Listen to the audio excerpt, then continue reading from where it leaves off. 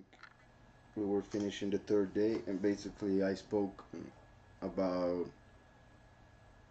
I'm just gonna mention it right now.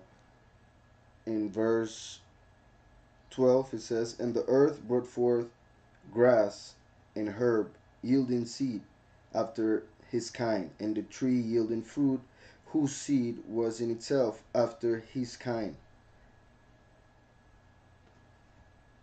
Remember that when we were created, we were made in the image and likeness of Yahweh, basically of Messiah, since the likeness of Yahweh is Messiah. So here we are seeing that the trees were being created according, like it says here, to his kind, and then whose seed was in itself and after his kind. So it is talking about trees and their root, their heavenly root, or where they're coming from, where um, basically the the model from which they are being created into this reality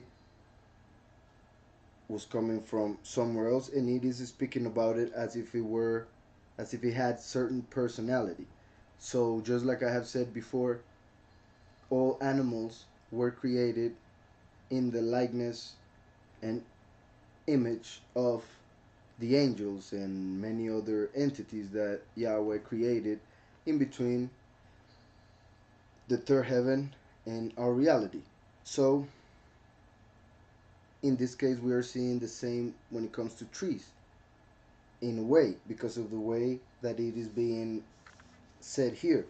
But mainly, what I wanted to say about reading this, it was what it says after it, and it says, "And Elohim saw that it was good, and the evening and the morning were the third day." So Yahweh saw all the trees, and he said that they were good. That is very important, and I already explained that in the previous um, study. So I'm gonna skip it, but I just wanted to point that out because it's very important to understand that all trees, even the tree of knowledge, because it says here that he saw everything and he saw that it was good.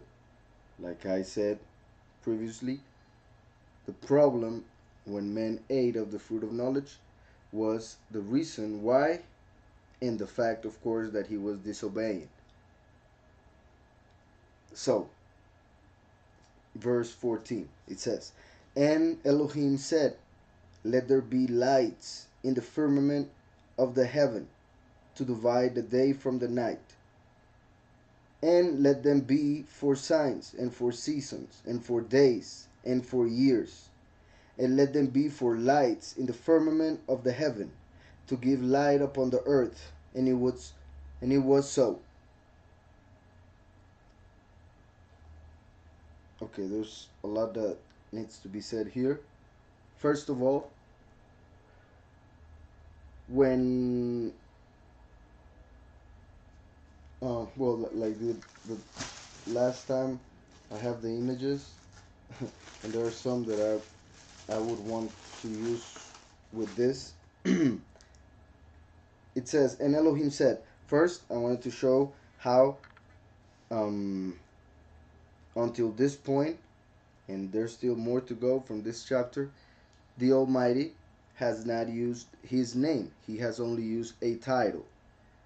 And that is for several reasons. One of those is the fact that when the Almighty created earth, he was thinking, or basically the first pillar that he put to establish it was justice.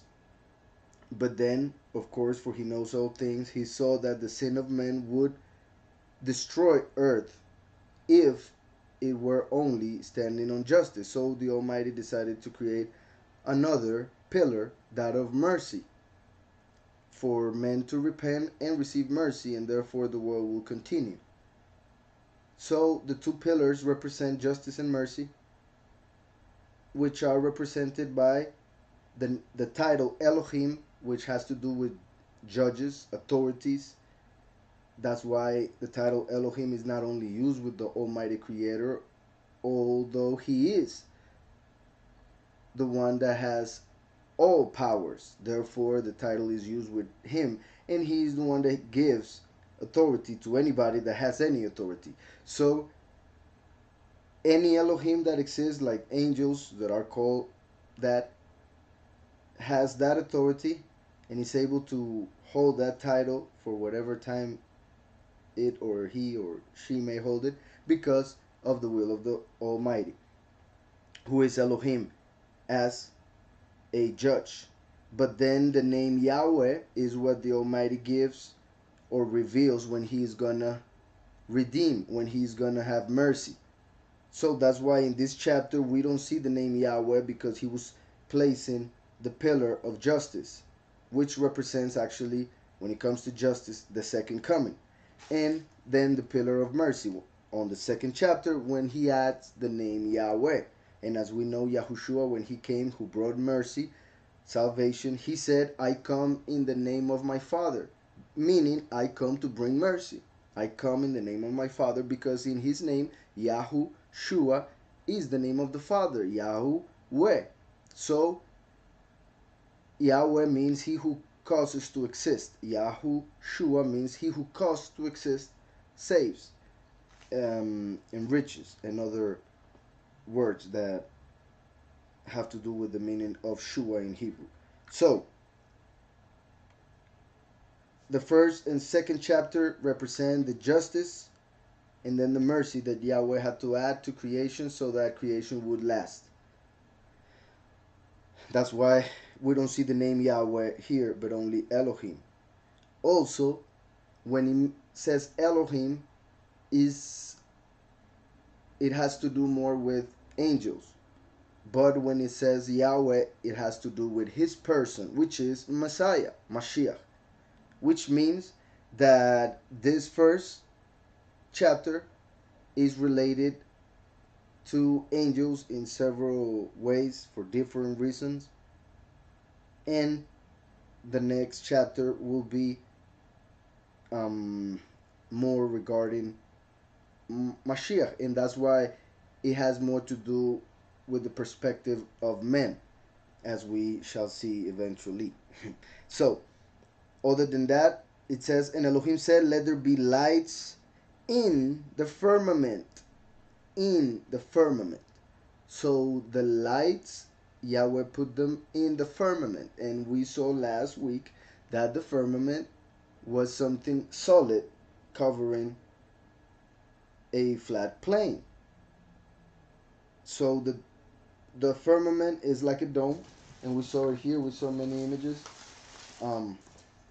like the fact that the Catholic Church, which invented the Big Bang and many other lies that scientists nowadays keep pushing and teach our children as absolute truths, even though they are total lies.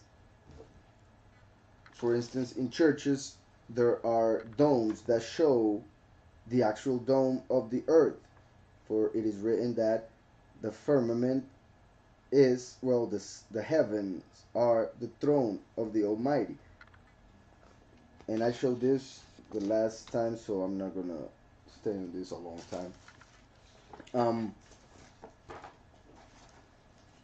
There is something that I have said many times for several reasons, and I have certain images here. I'm glad I have them so I can show them. I think I have some also, so that you can see them right on the screen. See. For instance, this image would be impossible in the theory of the globe. However, since the stars are actually in a dome, a solid dome, and those stars then are just doing circles over our heads, that is why it is possible for a camera to record this and then get this image after imposing minutes after minutes of the movement of the stars. So if you were able to see the movement of the stars, like let's say 24 hours in a second, we would be able to see concentric circles, just like you are seeing in this image.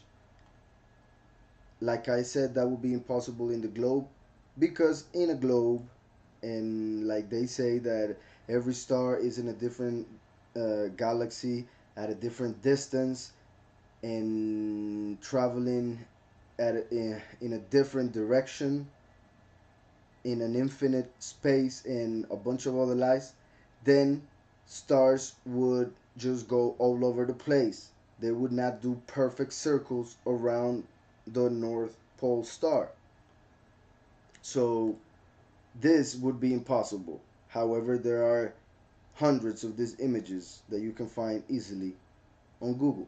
I'm sure there are thousands. I'm just saying hundreds because um, whatever. Here's another one similar, and like I said, there are many, many more. This is only possible if a dome is above our head and the stars are there in a exact place. That's why constellations exist and have existed throughout history and have not changed, because the stars are in the same place. They just move in circles over our heads. So, um, and Elohim said, "Let there be lights in the firmament of the heaven to divide the day from the night."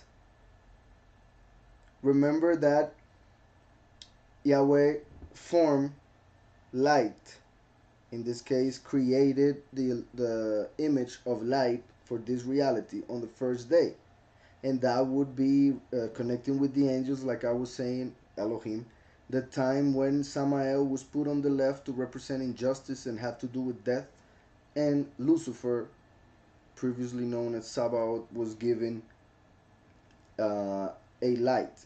So when he began carrying a light, when he began to be called Hillel, which was translated in Latin to Lucifer, he who bears the light. And like I have said before, it is because Lucifer was to function as an image of the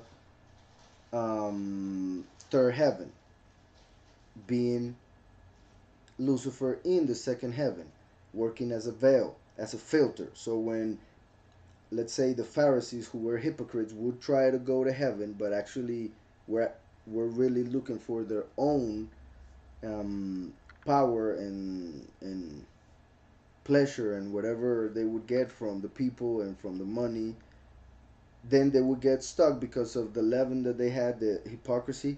They would get stuck in the fake Elohim, basically, the fake mighty one, being that Hillel, Lucifer, the fake light, the illusion of the light.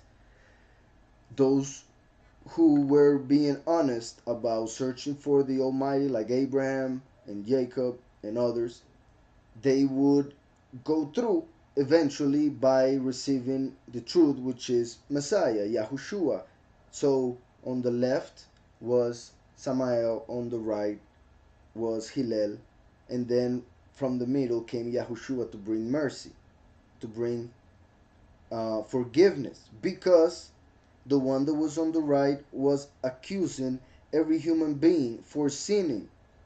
So for the sin of the people, they were being given into the hand of the left, of injustice, of death.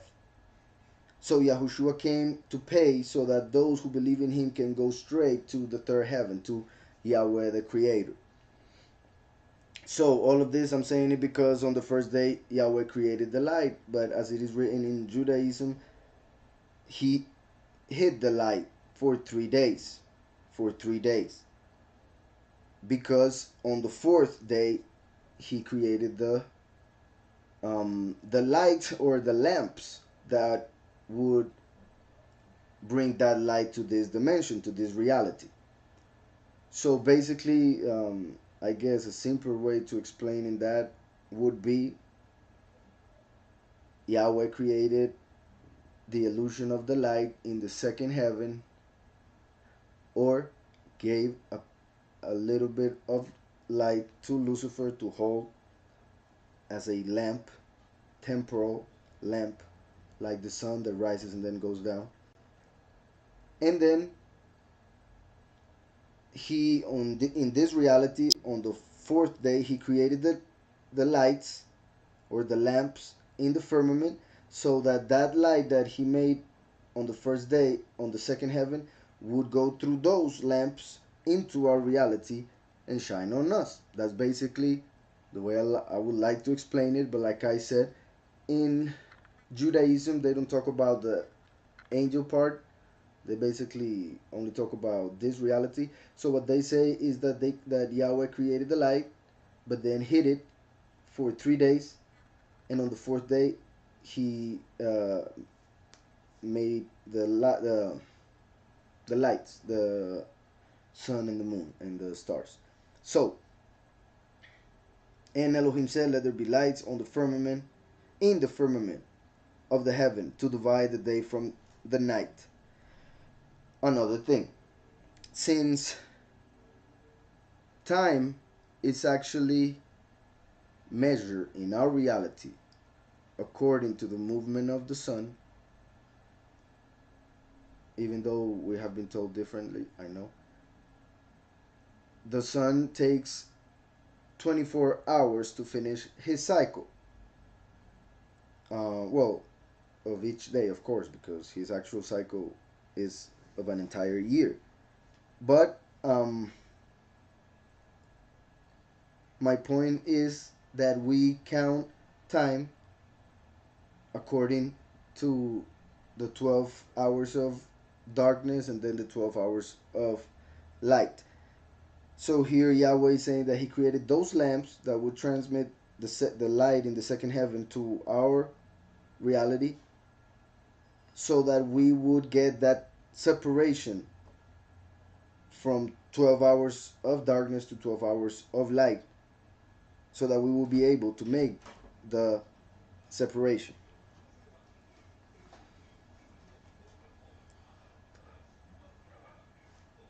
So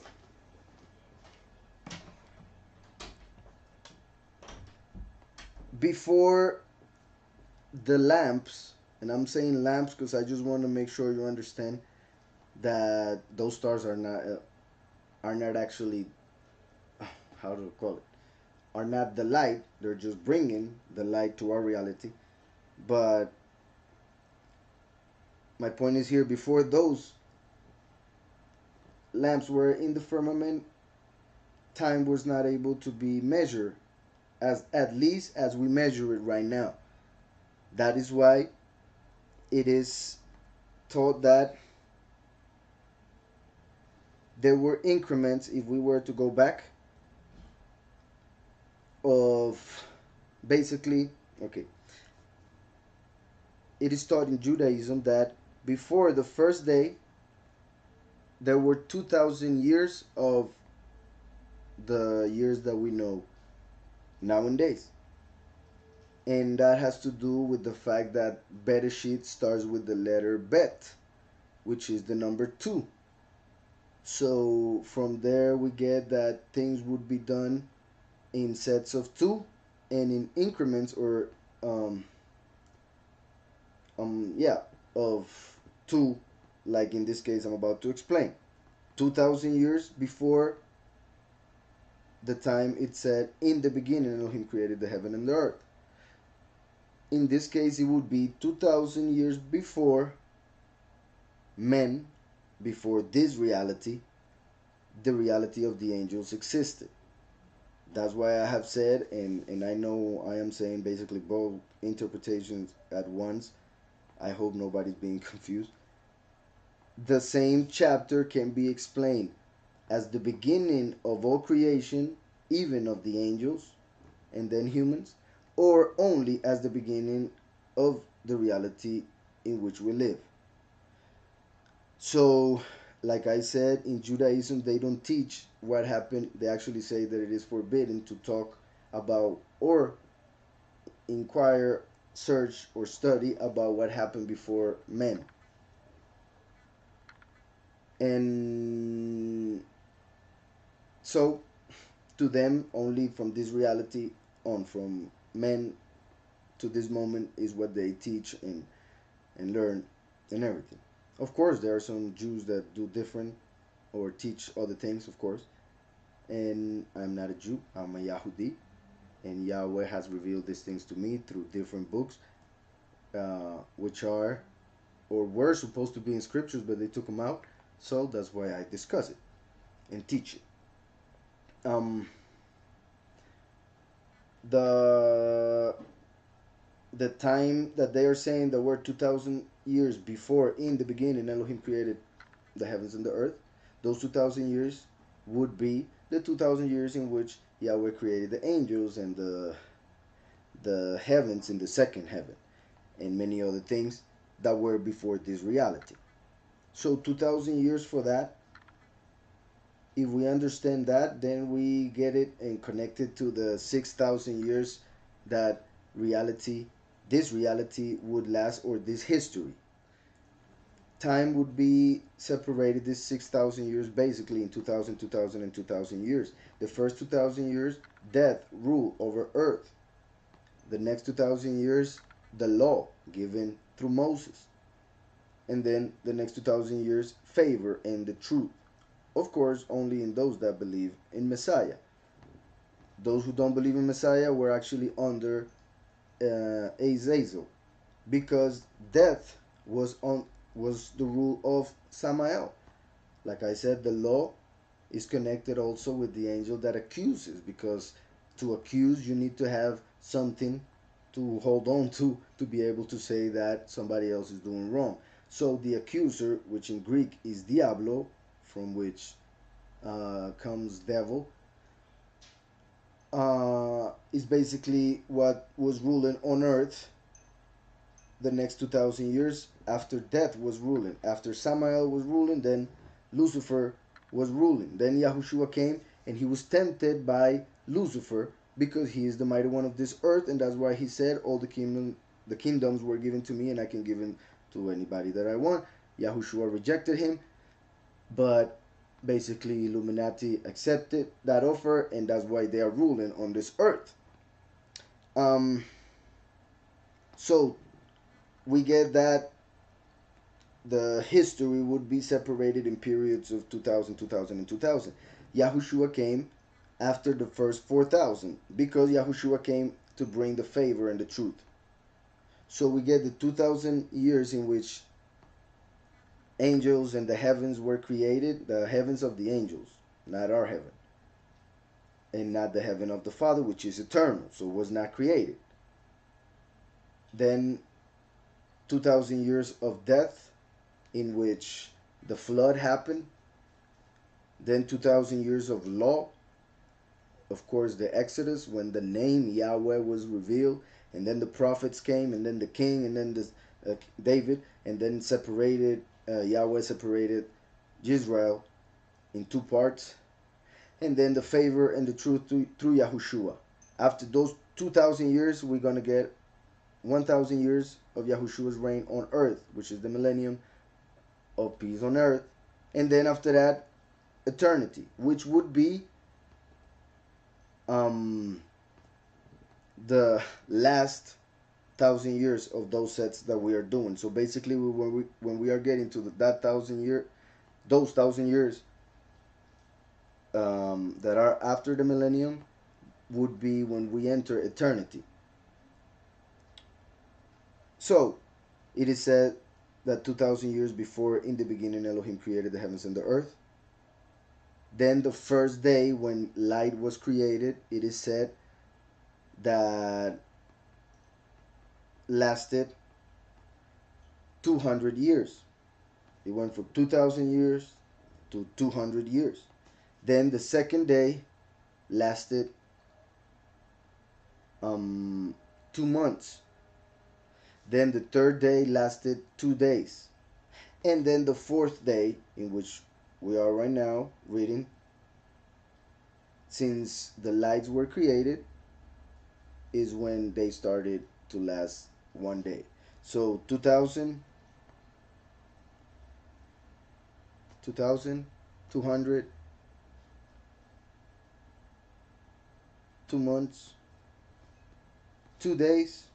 So 2000 before, first day 200, then 2 months, then 2 days, then one day, 24 hours. And Elohim said, let there be lights in the firmament of the heaven to divide the day from the night, and let them be for signs. For signs. In Hebrew, the word that we find there, it's a bit different than how they have translated it.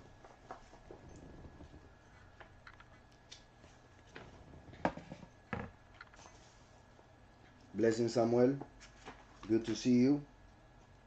And everybody that is also with us but hasn't written. Thank you for being with us. Blessings. Hope you're doing great. Let's see.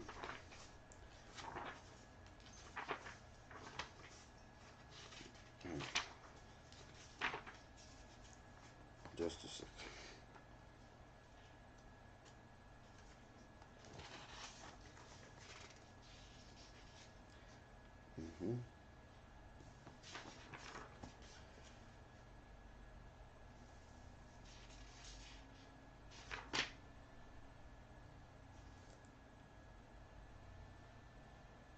Basically the same in Hebrew that Elohim said, let there be lights in the rakia of the heavens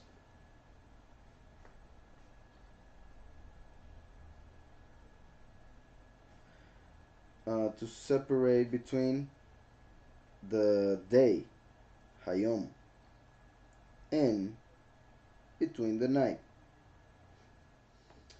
The word that is here for seasons here is being translated as festivals, which is a bit better because it is showing us that it has to do with Yahweh's feasts, the days that we are supposed to gather and remember and study and other things. But actually, festivals is basically connected with Baal, as in, for instance, in Spanish is a little bit is seen clearer, festival, or carnaval.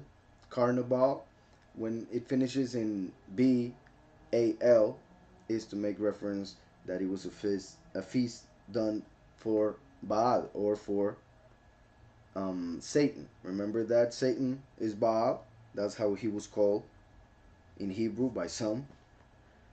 Of course, those who called him that worshipped him by that name, through that name. That name in English is Lord. So Baal is Lord in English. That's why we don't use the title Lord to refer to the Almighty, because that is wrong, and Yahweh himself says it through the prophets and many other ways all throughout scriptures. So the point here is when it says, and let them be for signs. The fact that it says for signs, for instance, is telling us that Yahweh will speak to us through the stars. Basically, every constellation has to do with one of the prophecies that Yahweh would fulfill on earth through Messiah, through his people, and however he would do it. So, for instance, the constellation of Virgo has to do with the virgin birth and with the congregation of the end times, which would be a virgin spiritually.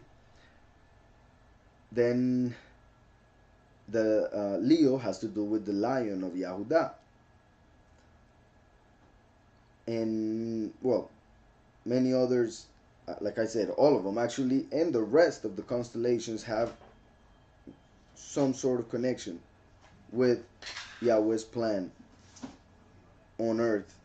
So, everything that we know, or everything that we read in scriptures, we can see it in the heavens. That's why one interpretation of as it is done in the heavens, let it be done on earth, is the fact that in the heavens, in the stars, the plan for earth was written.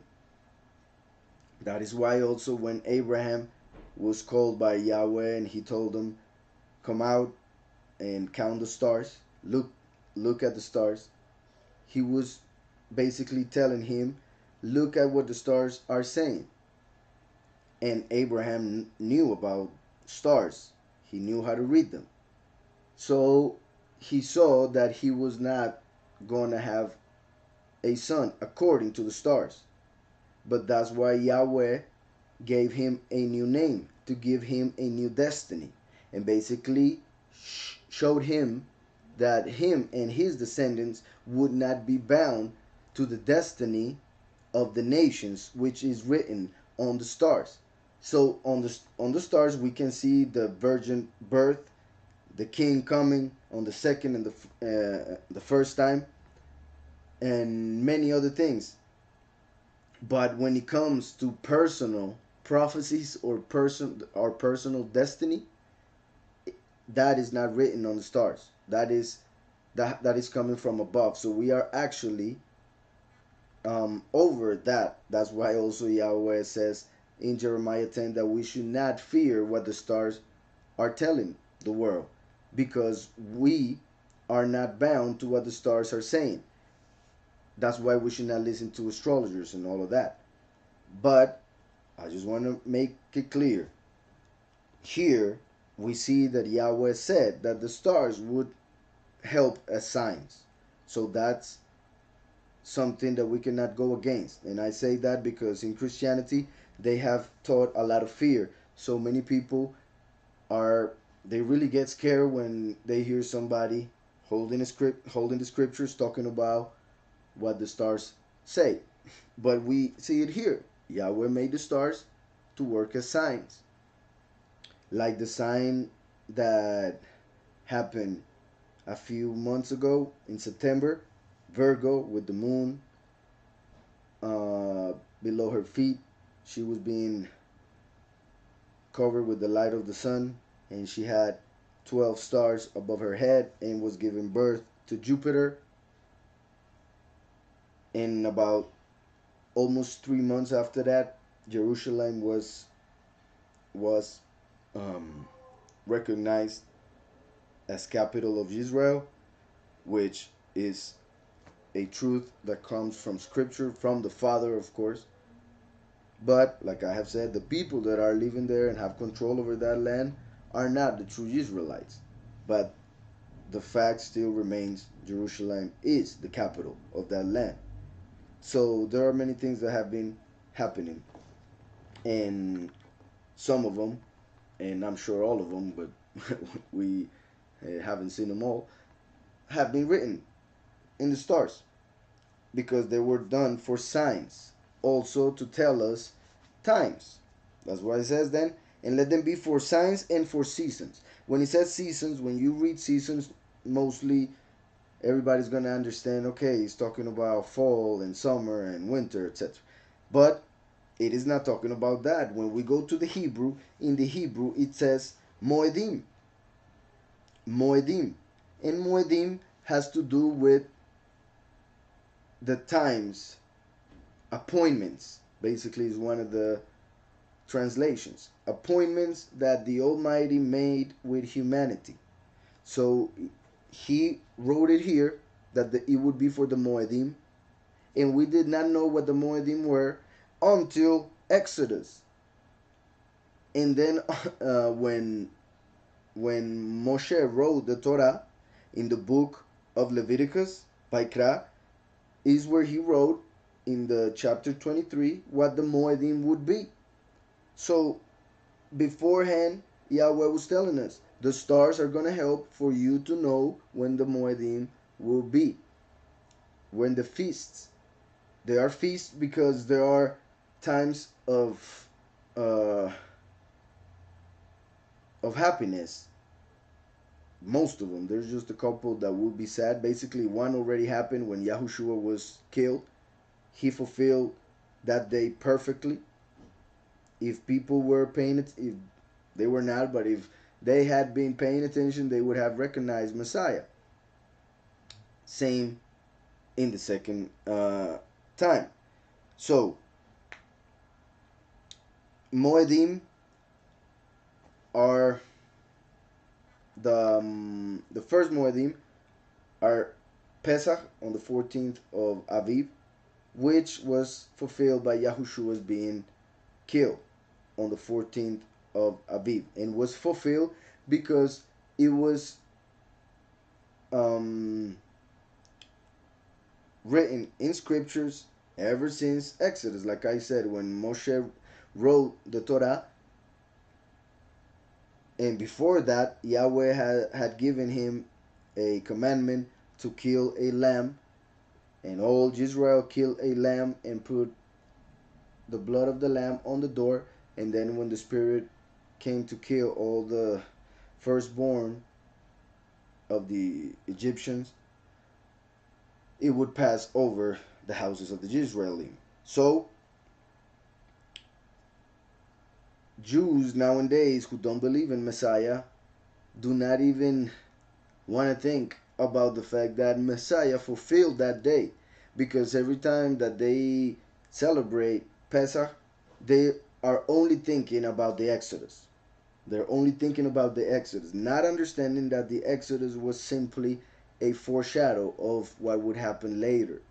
Starting with killing the lamb, then they killed the lamb, Yahushua the Messiah, and then getting out of the land, and then in the end times, the chosen few who will get out of spiritual Babylon, spiritual Egypt. So, the Moedim are those feasts. Like I said, the first, Pesach, when Yahushua died, he fulfilled it. The second is Matzot, which starts the very next day. Yahushua was killed and it was about to get dark. Remember that when it gets dark is the next day in the Hebrew calendar. So it was about to get dark, so they said we have to bury him. So they took him out. They took him down from the tree, and they gave the body to Yahusef, and he took him to the grave, which was basically a cave, covered it when it was getting dark. So he was buried when Matzot started. Matzot is the unleavened bread, is the feast of the unleavened bread, because Yahushua was buried with no sin, so with no leaven. As when you put a bread with no leaven in the oven, the body of Yahushua with no sin was put in his grave. Yahushua, after 3 days and 3 nights, Yahushua resurrected to fulfill the feast of Bikurim, which is first fruit. Then, 50 days later, on Shavuot, the congregation received the Spirit. That was Yahushua fulfilling the fourth feast by giving the Spirit, as he promised. Then, at the end of the year, we have other four feasts, or on the second half of the year, because they are actually mirrors. In the year, there are 6 months and 6 months, and these four feasts go with these four feasts. So, the next is Yom Teruah, when the two witnesses will be captured. 10 days later, Yom Kippur, day of forgiveness, basically, when the two witnesses will be killed. Then Sukkot, when the second Exodus will begin, and when the chosen few will have to run away because the false Messiah shall appear at that time. And after 7 days, which is what this feast lasts, Shemini Atzeret, which is basically the day that the seventh trumpet will sound and the harvest will happen. So these eight are the eight Moedim, plus every Shabbat is basically a Moed. I just wanted to make that clear that from the first chapter, in the fourth day, which is when Yahushua came, because he came in the fourth millennium, and for Yahweh, one day is like 1,000 years. So the fourth day, when Yahushua came, Yahweh made the sun. Yahushua is the light of the world. And he told us of the Moedim, which started to be fulfilled with Yahushua when he came that same day, historically speaking. So, and let them be for signs and for seasons, and for days and years. For days and years. It is very important also. Yahweh makes everything perfect, and everything, however it may be written, is like that for a reason. Obviously, it's important to look at the Hebrew if you see something weird in a translation, but in this case, there's nothing weird. I'm just saying the order in which he's saying things.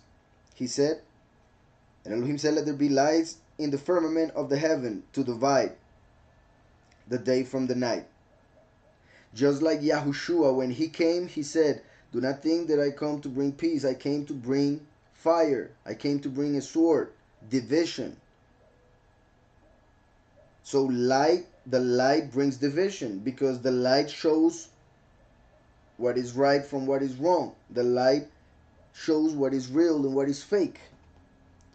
So let there be lights in the firmament of the heaven to divide the day from the night, and let them be for signs and for seasons, for days and years. So the main two reasons why the lights were created were actually signs and the Moedim.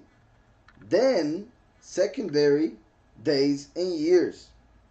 I hope that is being understood. My point is that there is greater importance in understanding the Moedim and the signs that we can see in the heavens, because that is the main reason why they are there. Also, like I have always said, when Yahweh does something, he does it in 4 levels. And for instance, here we have an image in which you can see the 4 levels and how they are connected with the Gospels and other things. If you have questions, you can make them, of course. But in this case, what I was saying is that just like there are 4 levels, 4 letters in the name of Yahweh, 4 levels in which he creates: emanation, creation, formation, and action, like the Yud, the Hey, the Vav, and the Hey, like the eagle, the lion, the man, and the ox that are surrounding the throne, which represent the Messiah as an angel, as a king, as a human, and a servant, and are connected with the book of John, Matthew, Luke, and Mark, which are interpreted as secret or spiritual, as parable, as a hint, and as literal, representing Yahweh as the mind, the spirit as the thought, Messiah the first as the word, and the last as the voice. So the fact that we are seeing here that it says signs, like connected to emanation, Atzilut, the signs, like the Yud. Moedim, or seasons, connected with creation, or Beriyah, which is when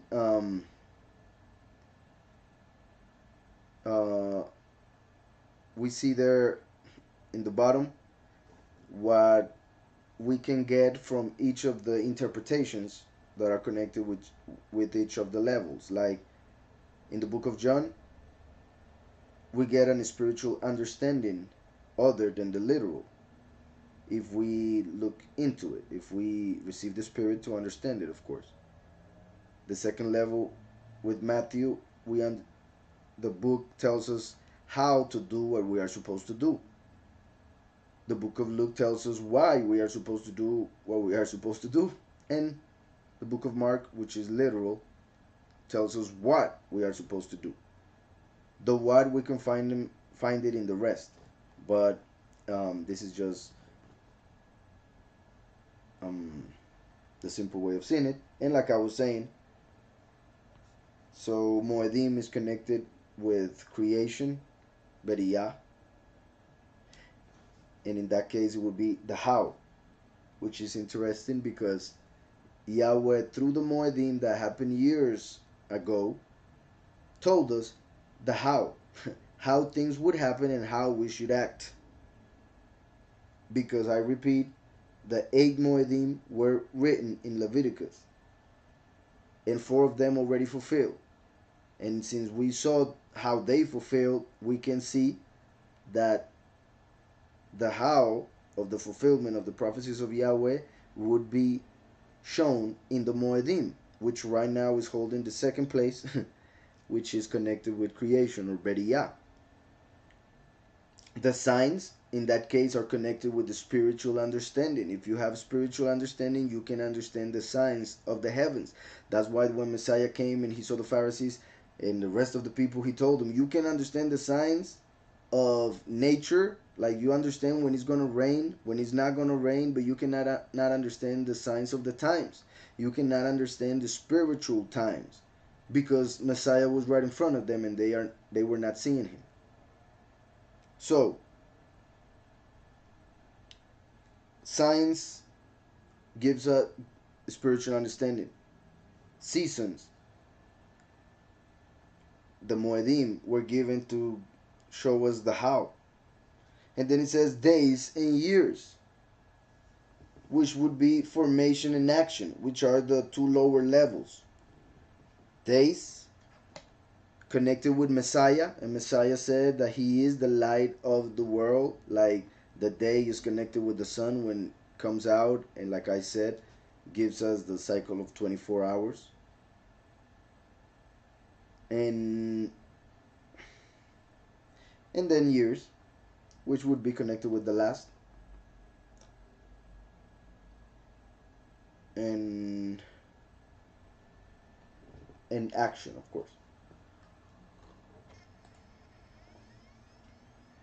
Here's another image to show how those 4 letters also, if we put them like going down, we can get the shape of a human body. So when Yahweh said that he was going to make us in his likeness, he was not kidding. And Elohim said, let there be lights in the firmament of the heaven to divide the day from the night, and let them be for signs and for seasons and for days and years. And let them be for lights in the firmament of the heaven. He repeats to confirm, in the firmament. That's why we get these images. This is not possible in a globe.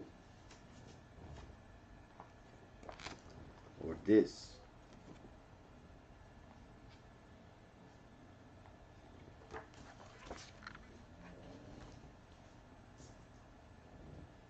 And let them be for lights in the firmament of the heaven to give light upon the earth, and it was so.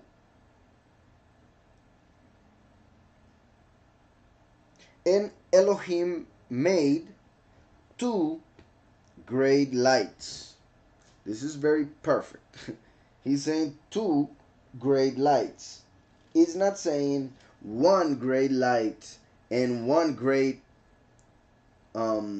reflector.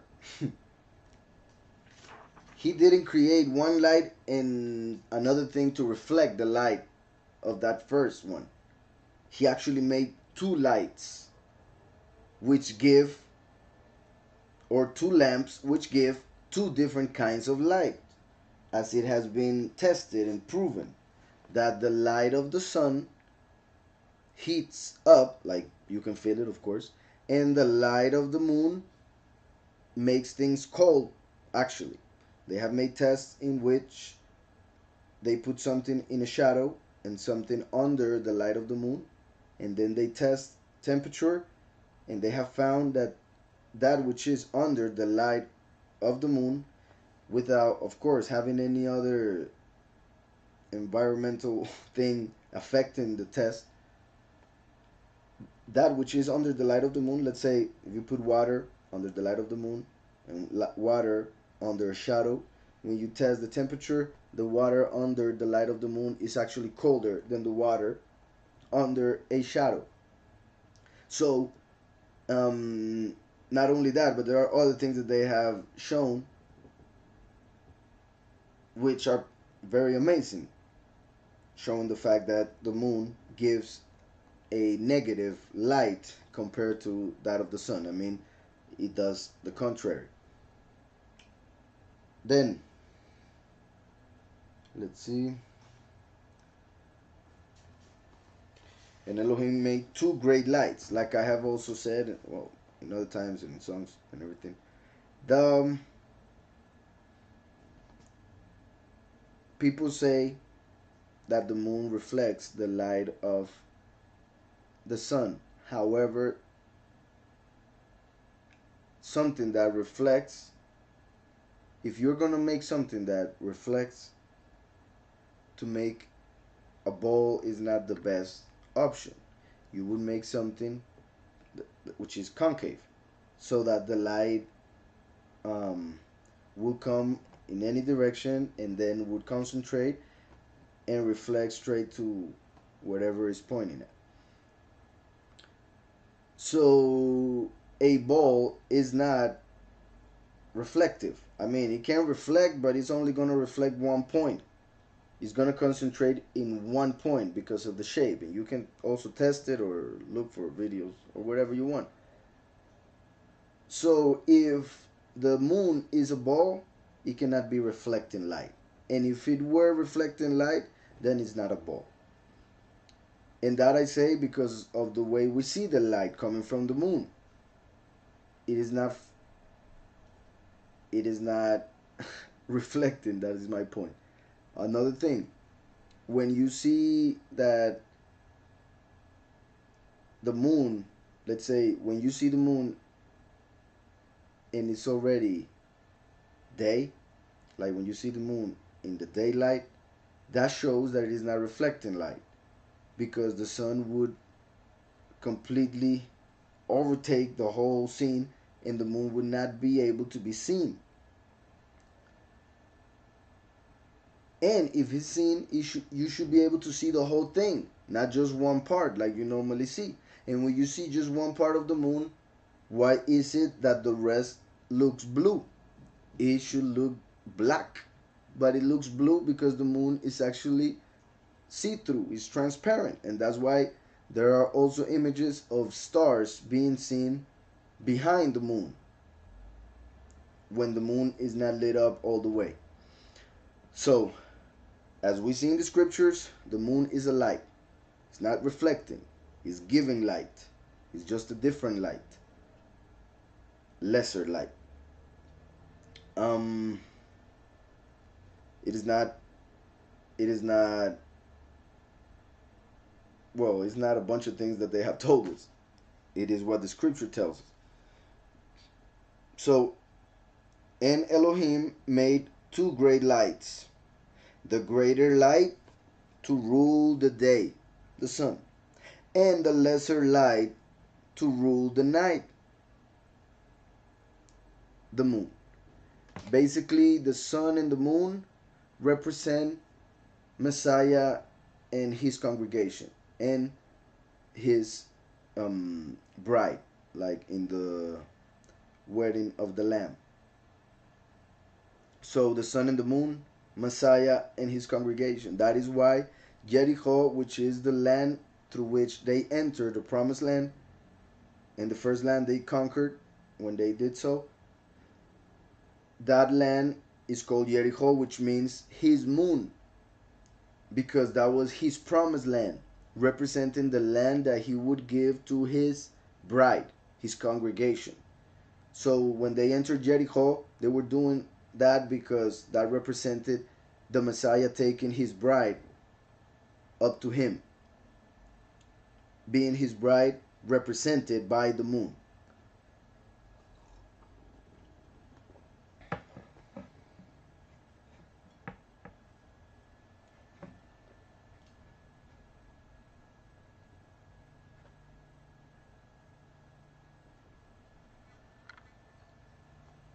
About the moon, how does the craters have a shadow? I don't see why not. I mean, actually, if they, I don't know if I understand the question, but the fact that you can see a shadow on the craters shows that it's not reflecting, because the craters should reflect a lot more than the surface. If the surface was reflecting anything, because then we have the fact that it doesn't have an atmosphere, and it's actually like all dust. So I have never seen dust that shines so bright. And like I said, if it doesn't have an atmosphere and a bunch of other things that they claim it doesn't have, it should not look like it does at night.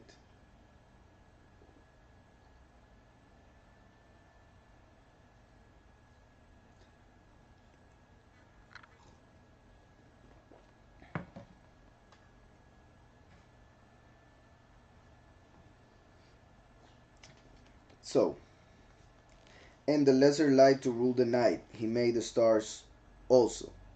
He made the stars also. Remember also, Yahusef, the ancestor of the last, had a dream in which he saw the stars as his brothers, the moon as his father, and the sun as his father and the moon as his mother. Um, just a second.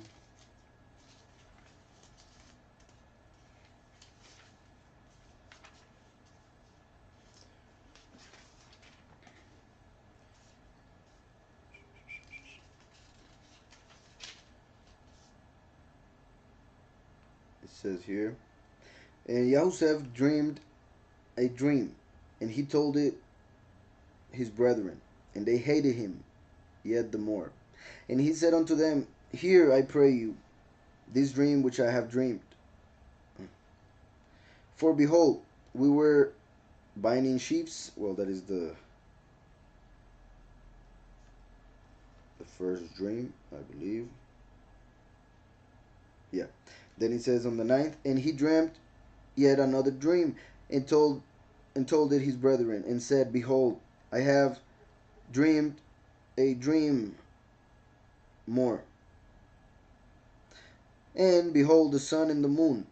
Behold the sun and the moon.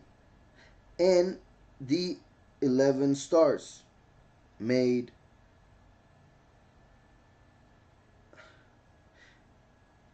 well here, like I said, the stars represent the brothers,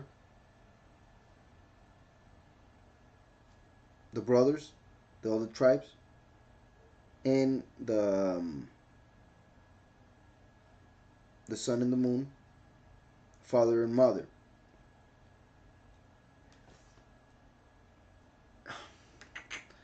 Well, I want to connect this with something else. Remember that in Numbers 24, it said that out of Jacob a star would come. A star shall come out of Jacob. And the the star represents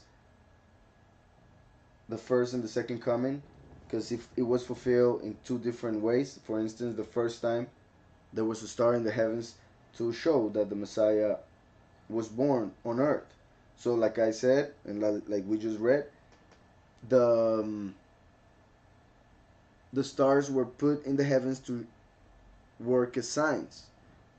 So there was a sign in the heavens that showed that Messiah was born on earth. However, not everybody understood it because not everybody was looking for Messiah. Only the wise men.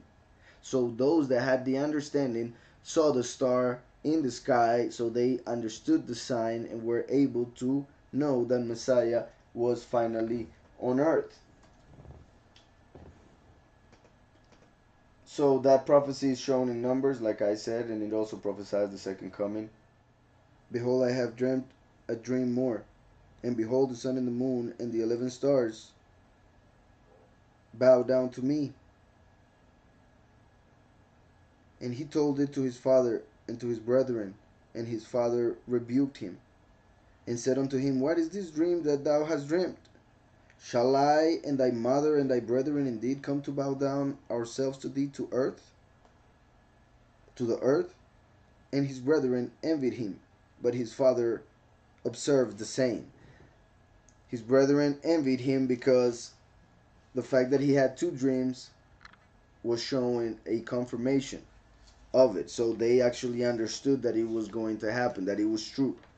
Actually, it happened with him later on when he became king in Egypt, but it was a representation of what would happen in the end times, like I said, because Balaam or Bilam in Numbers prophesied, because Yahweh wanted so, that the last would come as a star out of Jacob, descending from Yahusef, who had that dream of being a star and the sun and the moon and the rest of the stars bowing down to him.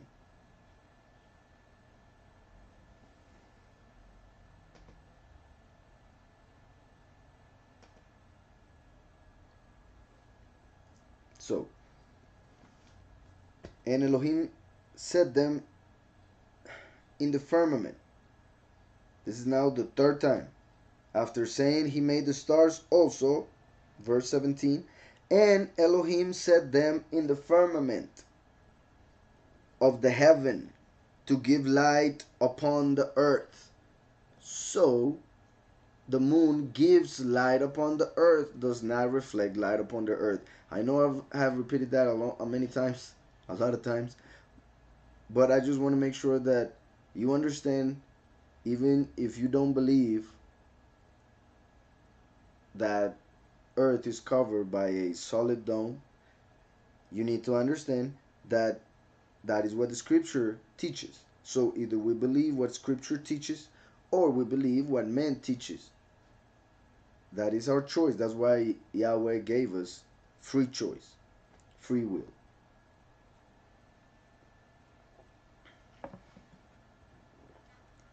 So Yahweh tells us, and Elohim set them in the firmament of the heaven to give light upon the earth. Give light upon the earth. There is an image that I find very interesting for many reasons.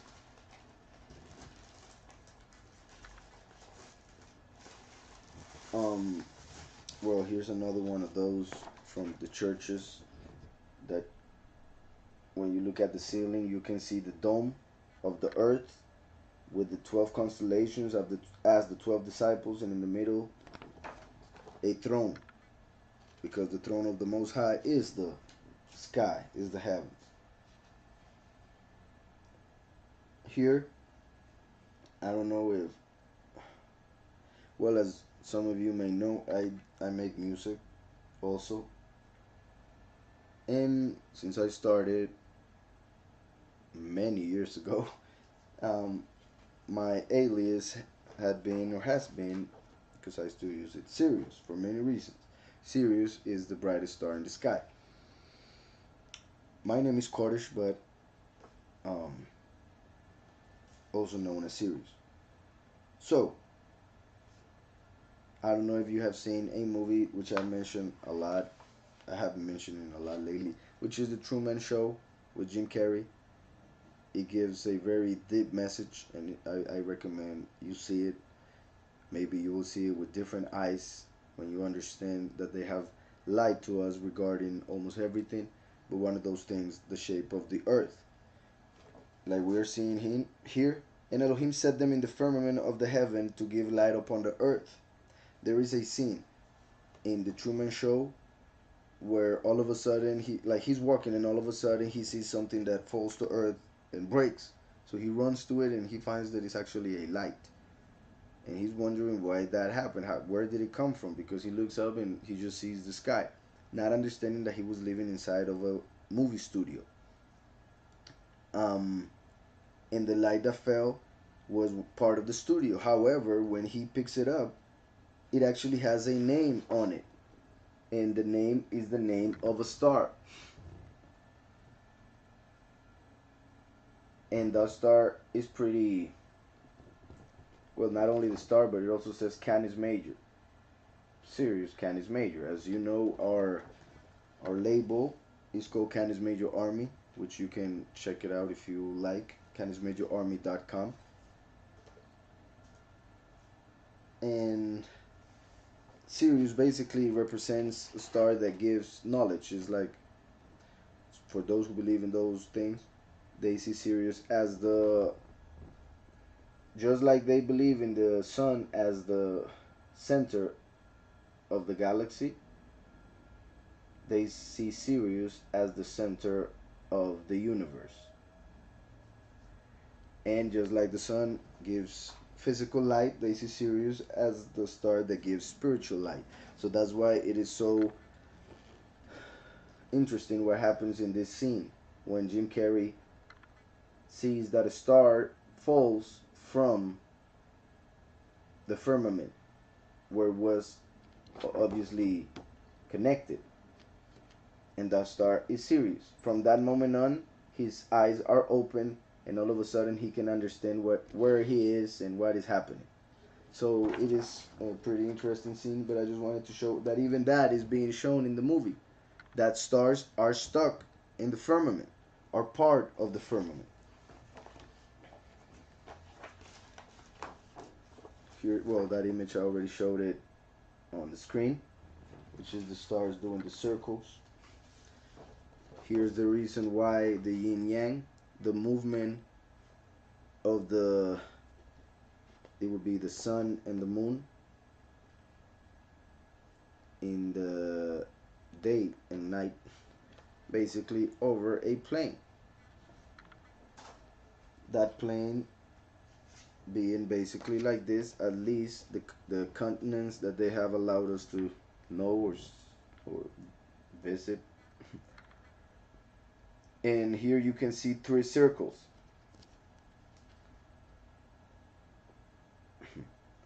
3 circles.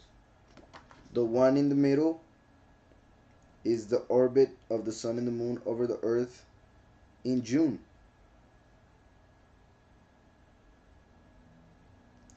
I mean, when I said middle, I meant the one inside. So that was actually, the one is the outer ring is where the sun goes over earth on December. That is why when the sun is doing this circle in December, it is so cold in the north, because the sun is so far out. The ring inside the inner ring, I'm sorry, it's just a mess to be able to see the screen and then make the movements. I do them all backwards. The one inside the inner ring is in June. That's why in June it's so hot in the north. Well, not the very, because all the way to the north is going to be cold all the time, because no matter how close it gets, it's still far.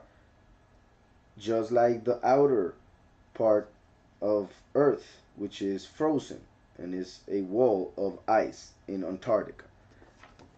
And the ring, the middle ring, is the orbit of the sun and the moon in September and March.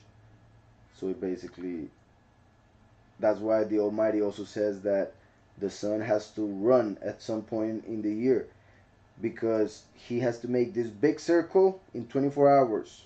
He has to make this little circle in 24 hours. So when he has to do the big circle, he has to go faster. I hope that is clear. And Elohim set them in the firmament of the heaven to give light upon the earth.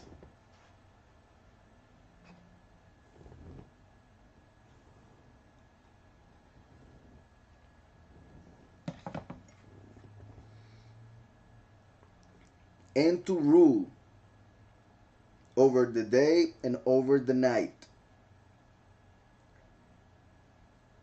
and to divide the light from the darkness. This is interesting because it says that the sun would rule over the day and the moon and the stars over the night. In the book of Daniel, verse 3 of chapter 12, and they that be wise shall shine as the brightness of the firmament, and they that turn many to righteousness as the stars forever and ever. So the chosen few will be like the stars. The chosen few will be like the stars. That's why the tribes were represented by stars in Yahusef's dream. The moon and the stars. The moon is, like I was saying, basically it could represent, and like I explained in the book also, the spirit that is inside the congregation. And if we were to see the congregation as individuals, each one would be a star. But if we were to see the congregation as a whole, it would be the moon.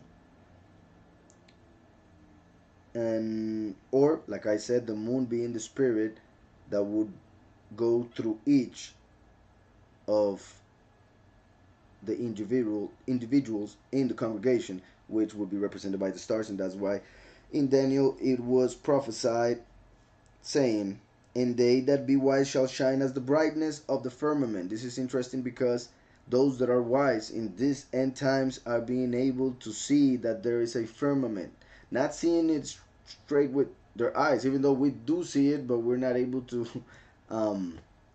recognize that it is a solid dome because of the whole programming that they did to us, and because it's also very far.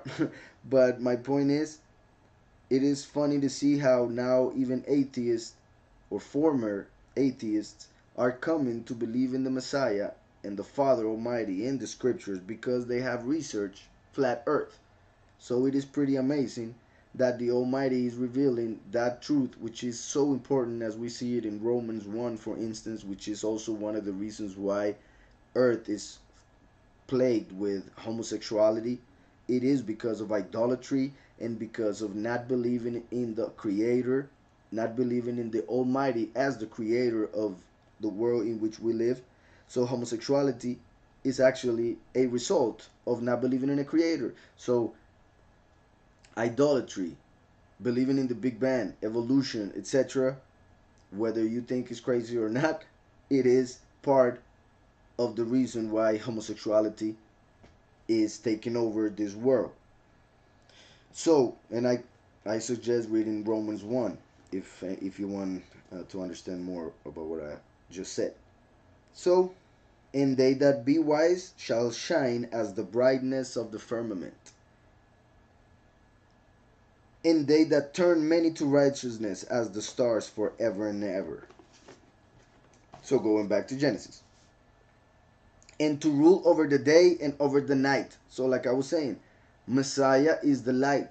He came from heaven, the third heaven, from the Father, from the world of light. He rules the light. But then he created the congregation and gave to the congregation his spirit. And the congregation entered a time which would be filled with darkness, which is the apostasy or the end times. Actually, just this world, by the fact that death entered, became dark. But we see here that Yahweh created the moon and the stars, which are basically the congregation, and the prophets, the set apart ones, the just ones, the righteous ones, through faith, through Messiah. Those he created to rule over the night. So Yahweh created the congregation to rule over darkness. And that's why when Yahweh called Keph, or Peter, and told him that he would build the temple, as they write normally the church. I'm going to see if I found a different translation. Matthew 16, verse 17.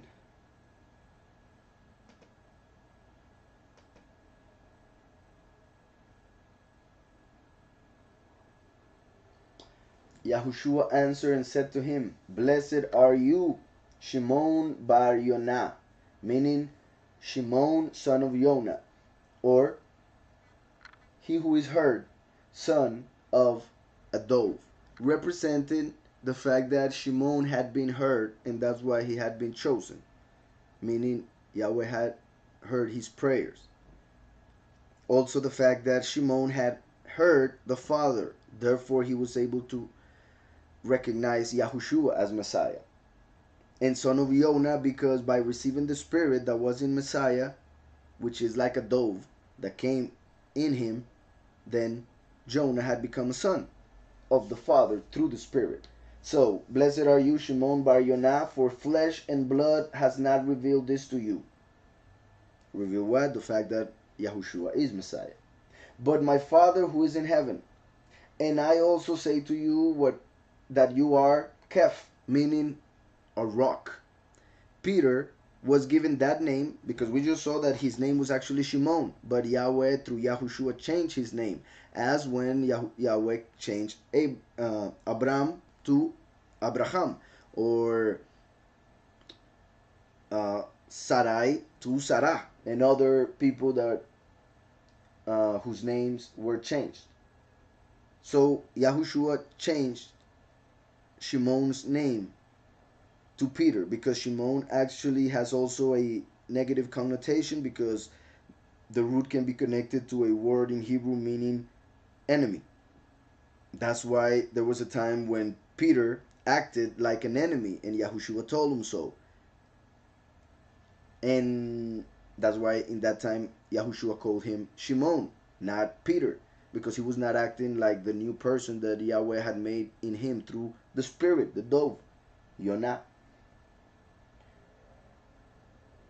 So Yahushua changed the name of Shimon to Keph, of heard, he who was heard, to the rock, because Messiah is the rock of salvation. Yahushua is the stone of the first stone of the temple.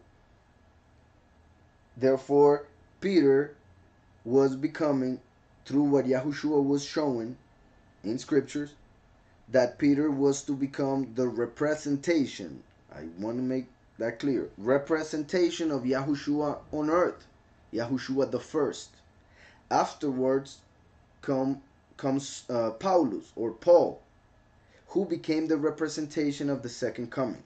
So when you read scriptures, when you see Peter, Peter, whose name was Keph, when you read about him, keep in mind, if you like, you will find many amazing things doing that Peter represents the first coming. Paul represents the second coming. That's why Peter was given the name Keph, rock, because he represents the first stone of the temple, Yahushua. And that's why Yahushua told him this. And I also say to you that you are Keph. I also say to you that you are a rock. And on this rock I will build my congregation. And the gates of Sheol, which is where hell is, and the gates of Sheol shall not prevail against it. There are some who translate this as "and the gates of hell," the gates of hell, which is a bit different because, of course, paradise, which is in Sheol, would not come against the congregation, or would not be against what the congregation is teaching and doing. Therefore, Yahushua is speaking about the place in Sheol that holds those that are wicked. Therefore, hell, um, like I said, is used in many translations. A Hebrew translation writes Sheol, but for instance, a New Living Translation translates as hell. My point here was Yahweh created the congregation through Messiah, through the authority that Messiah would give the congregation, being represented here by what Yahushua was saying to Keph, Peter, giving the congregation authority to rule over darkness, like the moon and the stars would rule over the night. So the congregation was given authority to rule over the darkness of this world. And that's why we are in a war, but we already won, like Yahushua said it. So Yahushua said, and I also say to you that you are Keph, and on this rock I will build my congregation. And the gates of hell shall not prevail against it. Also, if we see it as Sheol, the gates of Sheol, the fact that it says will not prevail against it is also important because we're talking about gates. Gates. We're not talking about weapons. Therefore, the fact here is that the gates would be shut. Sheol would not the congregation to enter it, because what it would do if it entered it would be to take everyone out, as in those souls of martyrs and all the people that are in Sheol. So Sheol would try to close the doors, but the congregation has authority and the keys of death and Sheol to be able to enter it, either break them or enter, and be able to take out those who are in there and bring them to life through the resurrection. Also, we see in scriptures, and I'm not going to go through the scriptures even though they're very interesting and we will be seeing them at some point.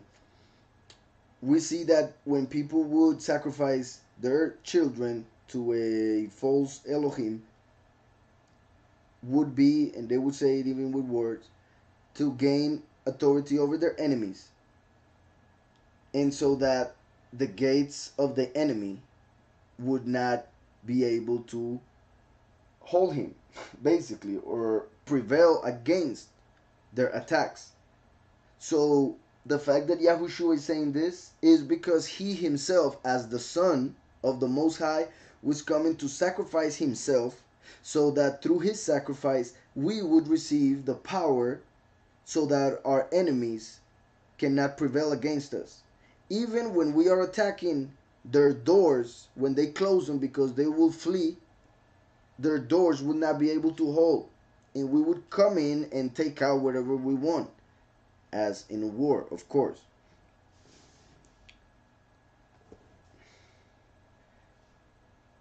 So I will build my congregation, and the gates of hell or the gates of Sheol shall not prevail against it, and I will give you the keys of the kingdom of heaven. And whatever you bind on earth will be bound in heaven, and whatever you loose on earth will be loosed in heaven. Very important.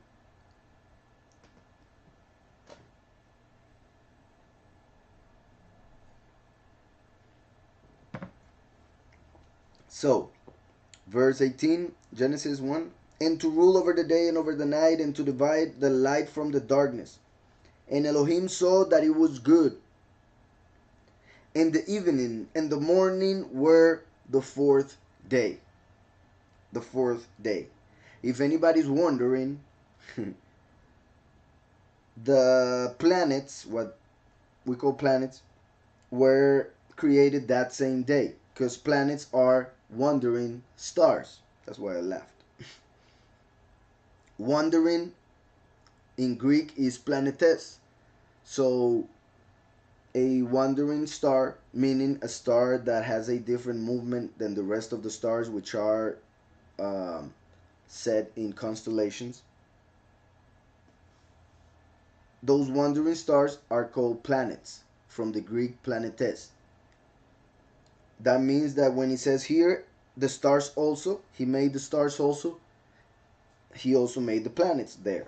I just want to make sure you understand that planets are those that we see with a different movement, like Jupiter and Saturn and Mars, Venus, Mercury. But Earth is not a planet. They taught us that in school, I know. But Earth is not a planet, because it's not wandering. It's steady. It's firm. over pillars, like scripture tells us. So Earth is not a planet. The stars are planets, the wandering stars. So they were created this day.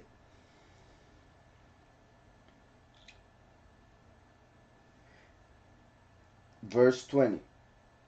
And Elohim said, let the waters bring forth abundantly the moving creature that hath life, and fowl,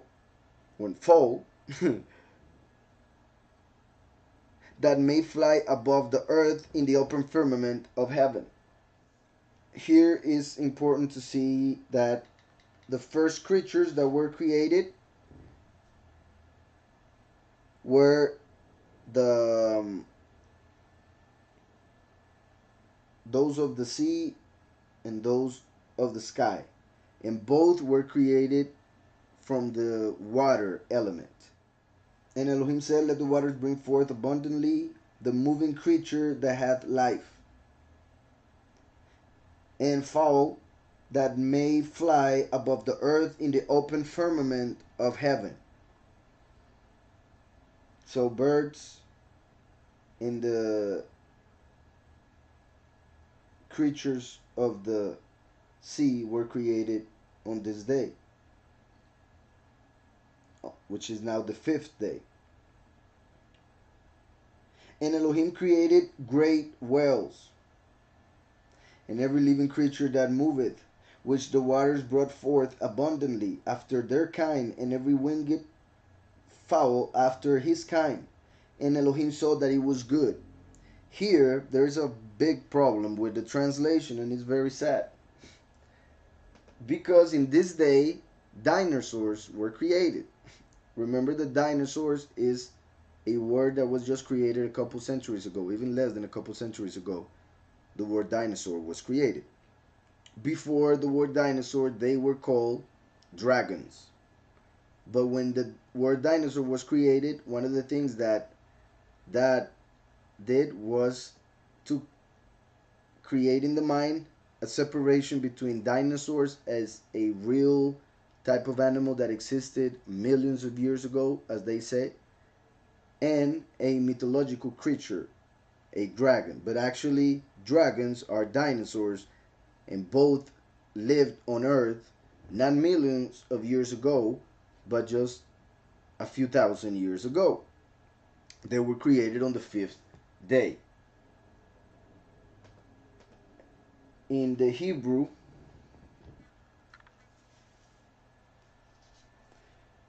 verse 21,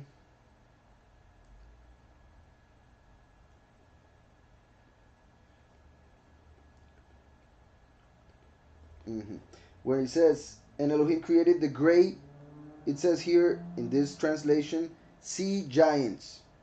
And Elohim created the great sea giants. In Hebrew, it says tanim,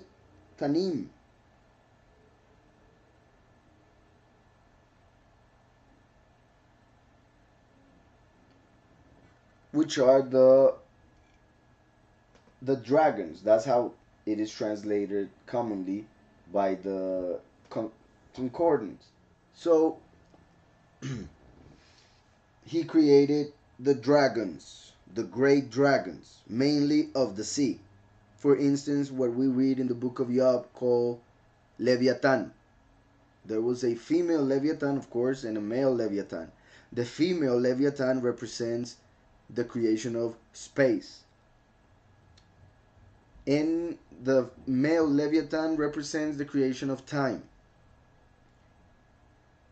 In a lower interpretation of that, the male Leviathan represents Samael, the first angel that was created from the water but became blind in the representation of evil. And the spirit that would give power to that, which was like a lower spiritual emanation, which represents the lower wisdom, the diabolical wisdom, that spirit is the female Leviathan. So Leviathan was created on this day, the 5th. So, and Elohim created the dragons, and every living creature that moveth, which the waters brought forth abundantly, after their kind, and every winged fowl after his kind. And Elohim saw that it was good. Every winged fowl after his kind. Whose kind? Like I said, the angels were the kind from which the images of the birds were created, and also the rest of the animals, but from different kinds of angels. That's why, according to his kind, or that other kind. That is why also in false religions they normally worship animals, because the animal that they worship on earth is the representation, like the idol for Catholics. It is the representation of the angel that they worship. So, for instance, Hindus who worship cows, they do so because the actual false Elohim that they worship in the second heaven has the shape of a cow, the head mainly. So, they all have, like all animals, walk on four or something similar, because they represent servants of humanity, of men who was created in the likeness and image of the creator Yahweh. That's why we are standing, not walking on four.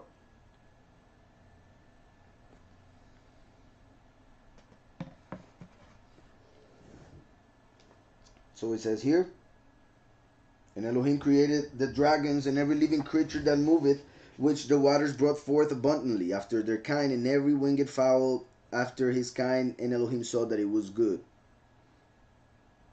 And Elohim blessed them. Look how now, not only he says it was good, but now he blessed them, saying, be fruitful and multiply, and fill the waters in the seas, and let the fowl multiply in the earth. So, and Elohim blessed them. Other than saying that they were good, he blessed them. Why? Because they were creatures. They were not like objects, in the sense that they were not like a lamp or dust or water. They were actually creatures, like it said here, having life. So he gave of his spirit into this lower type of vessels, so that those vessels would move. Therefore he blessed them for them to multiply. And that's why, because he blessed them, the seas are filled with different creatures. And not just different, but with many of them, because Yahweh blessed them and told them to multiply. And Elohim blessed them, saying, be fruitful and multiply, and fill the waters in the seas, and let fowl multiply in the earth. And the evening and the morning were the 5th day. That is the 5th day.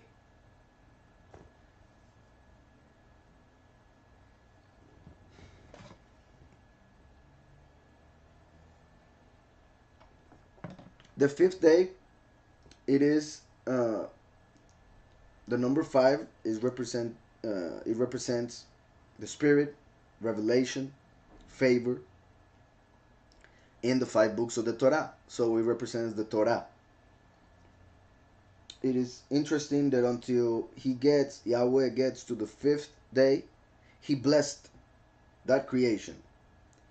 As in the fact that when we received the 5 books of the Torah, Yahweh was actually blessing us because he was showing us his will.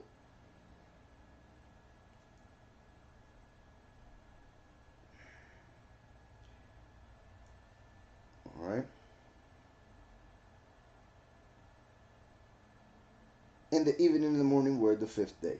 And Elohim said, let the earth bring forth the living creature after his kind, cattle and creeping thing, and beast of the earth after his kind. And it was so. Celio is asking me, do you believe trees used to be as high as 200 feet or more? Completely. Even more. There are nowadays mountains that were actually trees chopped down. Like you can I had some images. Well, I have some images, but not right now to be able to show them on the screen. But there are many places where you look and it seems to be a mountain, but when you check it, it is actually petrified wood. And I say that it looks like a mountain because it's huge, but they're actually uh, the stump of a what used to be a huge giant tree. So, and that happens in many parts of the world.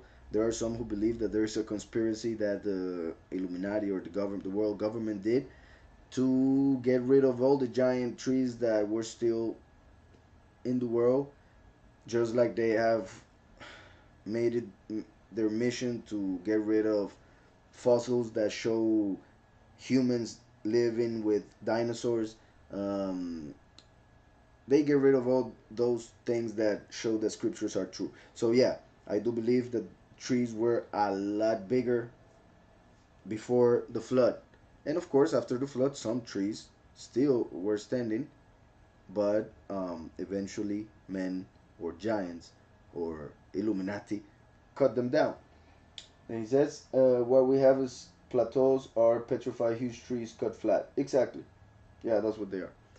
Yep, I do believe that. So, and Elohim said, let the earth bring forth the living creature after his kind, cattle and creeping thing, and beast of the earth after his kind, and it was so. And Elohim, something that I wanted to say before also, it is interesting that something that breaks down the whole theory of evolution among many other things is the fact that birds have hollow bones so that they are not that heavy so that they can fly. In evolution, that makes no sense because until the time that they were able to fly, they were actually prey for the rest of the animals.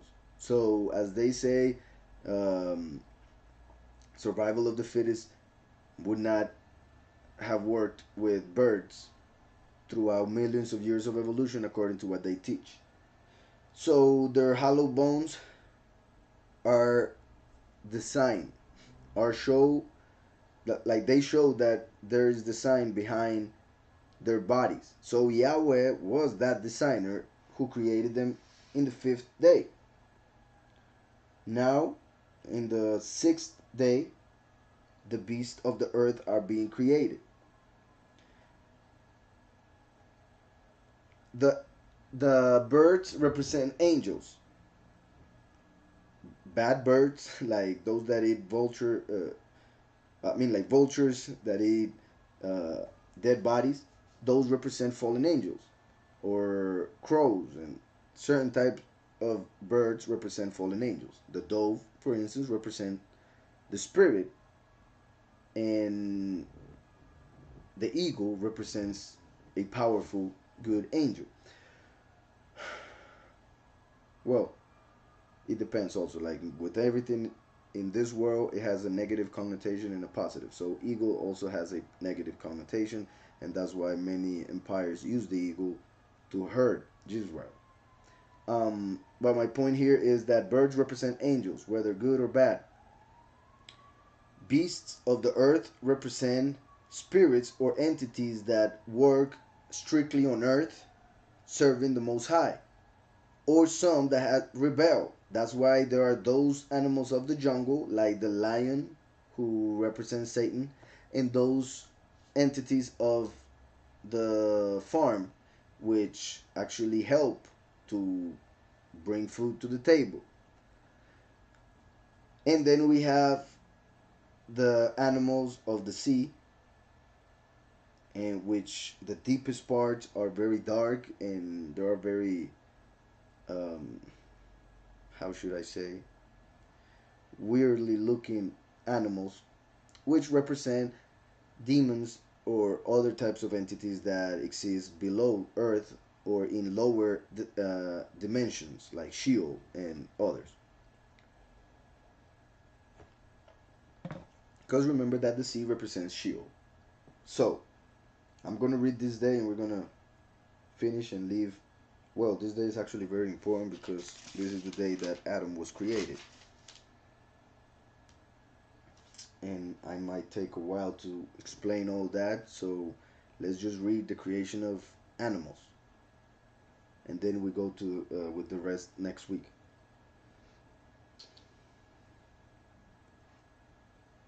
And Elohim made the beast of the earth after his kind, and cattle after their kind, and everything that creepeth upon the earth after his kind, like insects and reptiles. And Elohim saw that it was good. And Elohim said, let us make man in our image. Look how perfect. Let us make man in our image. Yahushua is the image of Yahweh. And Yahushua is the incarnation of the name of the Father. That's why Yahushua is the Word. Because the Word of Yahweh is the name of the Son, according to Revelation 19:13. So in the name of Yahweh, we have the shape of a man. In the name of Yahweh, we have his image, which is that of a head, 2 arms, and 2 legs.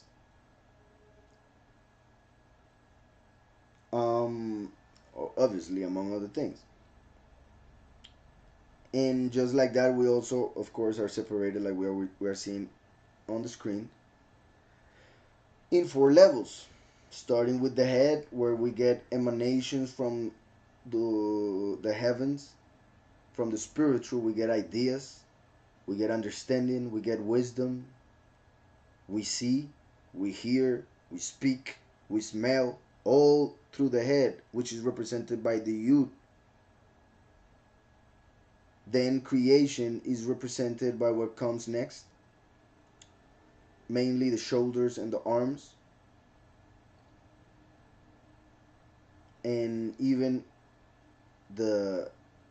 what the heart is. Let me see for a second. Yeah, I would say what the heart is also, because of the way the Vav is located. The Vav could include the heart, for it is moving to the right a little bit. Well, I mean to the left. So the Hay would connect with the hands, the Vav with the stomach, that connects the rest, the half of the body to the second half, which is the representation of the Vav that connects, which is a nail. The Vav is a nail, and a man, in this case, is what connects the hands and the feet, what connects the first part of the body to the second part of the body. And it's connected with formation. And then we have the legs, which are connected with action, as when you move. So that is the name of Yahweh. Like I have said before, when Yahweh said this, let us make man in our image. Why would Elohim, who is one, be talking to somebody else in this moment? There are many ways to interpret this. One of those, well, there are some things that eventually we will, or I will explain, because they are somewhat deep, and since they are deep, they may be misunderstood, and therefore may bring confusion, and I don't want that. So there are some things that I will wait to explain till we study a lot more and are further ahead in the book of scriptures, or Genesis at least. But the main interpretation that we should get from this is that Yahweh is talking to his son. That's why the title Elohim. Elohim is plural, mighty ones. So it is basically Yahweh with his son at his right hand. Yahweh in the third heaven had already created his image, the personification of his name. being that Yahushua the Messiah, Mashiach. So when Yahweh in the third heaven made Mashiach as his image, now when he decided to make creation through the Word, being the Word his image, now that he's making creation after doing everything that is separate from the image of men, he comes to the sixth day and Yahweh asks his son, his image, to make men according to their likeness. Their likeness because Yahweh's likeness is his son. I hope that is being clear. So, and Elohim said, let us make man in our image. Let us make man in our image. Remember that the book of John, chapter 1, says, in the beginning, so Bereshit, this book, was the Word. Bereshit bara Elohim is how Genesis starts. John starts similarly. However, instead of saying Elohim, it says the Word, because Yahushua is the Word of Yahweh. In the beginning was the Word, and the Word was with Elohim. So John is giving us the answer for this verse. Elohim said, and Elohim said, let us make man in our image. One should ask, who was he talking to? When we go to John, we find that it says, and the Word was with Elohim. Oh, so Elohim was talking to Messiah. Elohim was talking to the Word. And that is why it says here, and Elohim said, let us make man in our image. Why is Yahweh saying our? Even though Yahweh is a spirit, therefore he is invisible, so he has no image. He decided to make an image, and that image, I repeat once more, is the Messiah, his son. So since his image is the Messiah, he's saying our image. I hope that's clear. Let us make man in our image, after our likeness. Image is connected to how Messiah looks. Like I said, like we see here, one head, two hands, arms, two legs, and two feet, etc., etc. So that is the image. The likeness is what would fill that body, that image. And that would be the spirit of life. Yahweh is a spirit. So when he talks about likeness, it is referring to the spirit. When he's talking about image, it is referring to how he will look. So he was talking about Messiah. Image and likeness, body and spirit. Image and likeness. And when we talk about body, there are two kinds of bodies. The spiritual body, which is the soul, and the physical body, which is the one made of dust, basically.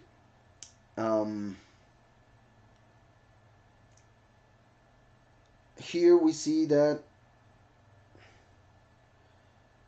well, I want to say that regarding the soul as being a spiritual body, it is the reason why there are people who get their hands or some part of their bodies cut off for whatever reason, and sometimes, or maybe always, they feel that they still have that part of the body. Sometimes it itches, sometimes it hurts, even though they don't have it. The doctors say that it has something psychological or whatever, but they feel it. So if they feel it, it's because there's something there. And what is there is actually that part of the body, but spiritually.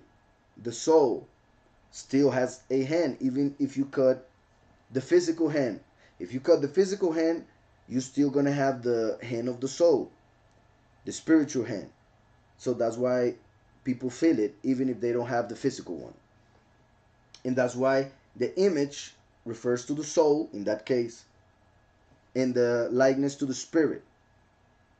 But when the image was going to be formed in this reality, which has matter, matter was used to, in a way, cover the soul, and the body came to be with the shape of the spiritual body that will be inside, being that the soul.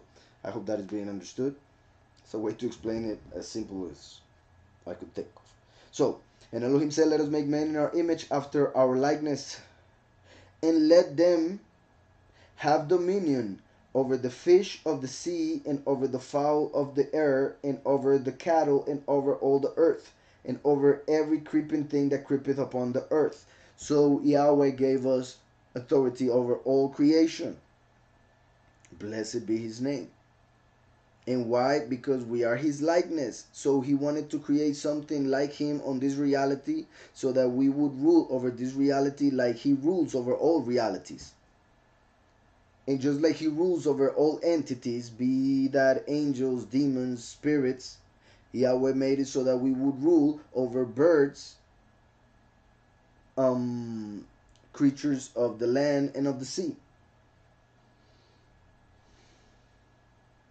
So Elohim created man in his own image, according to the image that he created in Messiah, which in Hebrew is called Adam Kadmon.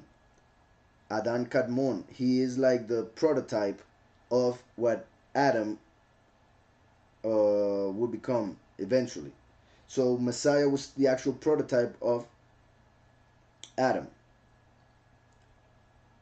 There are some things that happen in the middle, but that is not the case here. My point is, Yahweh made Messiah in the third heaven. Then he made the second heaven. Certain things happen here. And then in the first heaven, which is the firmament, under it, earth, us, Yahweh made men according to the image which he created in the first heaven. So that's why it says, so Elohim, the mighty ones, Father and Son, Father, Spirit, and Son. So Elohim created man in his own image. In the image of Elohim created he him. In the image of Elohim created he him. Male and female created he them. So when Yahweh created men, there are two interpretations for this verse. The first and main one that I want you to at least remember. If you don't remember the other, that's fine. At least remember this one. First, when Yahweh created humanity, he created one body in which female and male were one, just like the angels were created. But angels were created to last all the time that this reality would last. But men eventually would sin, so would die. So it needed a way to bring life for humanity to remain on earth until the end of time that Yahweh set for this history. So when Yahweh saw that they would die and needed to multiply, Yahweh separated them into vessels so that they would come together in marriage, and through that pact that represented the union of Father or Messiah and his congregation, heaven and earth, bring a new reality, bring a son. So when they were created, at first they were one body. In Judaism they teach that basically there was no back. Adam, as his back, had the female part. So basically the head of Adam was here and the head of Chava was there. That's basically how they teach it in Judaism. It's kind of strange, I understand. But the main point is that both parts, I would like to think it mainly as both souls, being that actually one soul. That's why we speak, or some people do, about the other half. When it comes to relationships, people are looking for their other half, meaning the other half of the soul, because they believe that when a soul is sent to this world, Yahweh separates that soul as he separated Adam and Eve, puts them in two vessels, and then eventually Yahweh leads them to reunite, and that is when they marry. Well, when they know each other, end up marrying, and they become one once again, just like Adam and Eve eventually became one through marriage. So first they were both in one body. The soul of Adam was one, but then would be separated eventually in two to put the other half in another vessel, so that that other vessel could come and unite with him to create another vessel. or another vessels as children. So, Elohim created man in his own image. Here the word is created. Well, that we'll speak about it next week. You'll see how important it is, or interesting at least. So Elohim created man in his own image. In the image of Elohim created he him.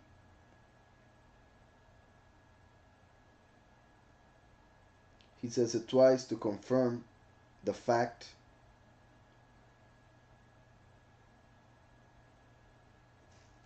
And also, like how I always say, when Yahweh says something twice, is referring to the first and second coming.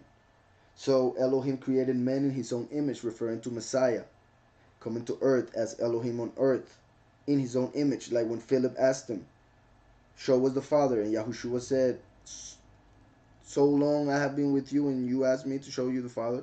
If you have seen me, you have seen the Father. Then he says, in the image of Elohim created he him. Now is meaning the second coming, which is a person that through Yahushua, which is the image of Yahweh, gets to be the image of Elohim. So the second, through the image, through Messiah, becomes the second coming. That's why in the image of Elohim created he him. Male and female created he them. The last and the congregation created Yahweh in the end. So both parts of the soul were in one vessel. Now the other interpretation that comes from here, and this is kind of muddy territory, and for several reasons, like I said, I don't want to be misunderstood or misinterpreted. There is a creature called Lilith, who many believe was the first female that was created. In Hebrew, there is a difference in the words that Torah uses to refer here to the female. For instance, in Hebrew, let's see, is the verse 27.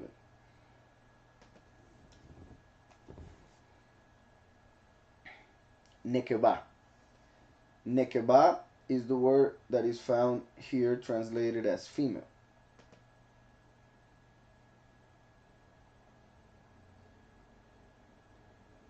Which is also used to refer to female animals. In Spanish, there are two words that are used in the translations. One to refer to female animals and one to refer to female humans. In this case, basically the same word is used in English. But in Hebrew, we can see a difference. Here, Nekaba is the one used also for female animals also. Which gives kinda harsh connotation or lower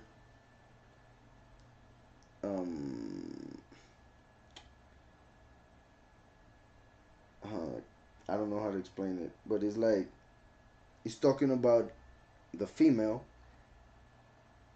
in lower terms, like if it were closer to an animal than to a human. That's what I'm trying to say. In Hebrew, when we read how it says the creation of the woman in the first chapter and then the woman in the second chapter, one of those reasons having to do with the first interpretation that I already explained is the fact that when the woman gets to be married and have children, is fulfilling something huge in the world.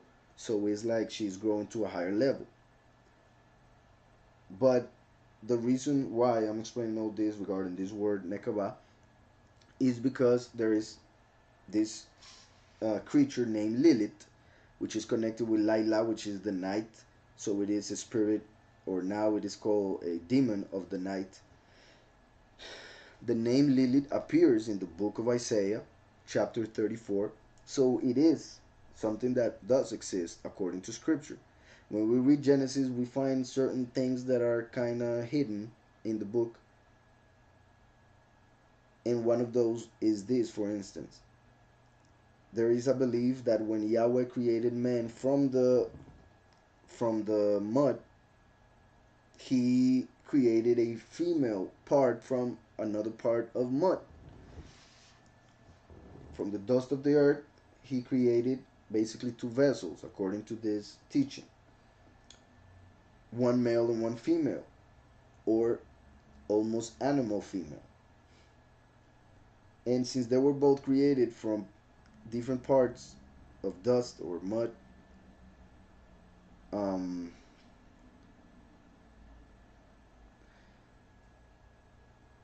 then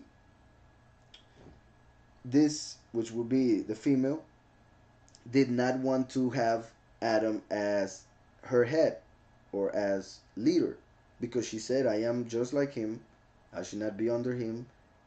Actually, that is why it is from her that the feminist movement comes, if you research. And this female did not want to subject to Adam, even though Elohim told her to.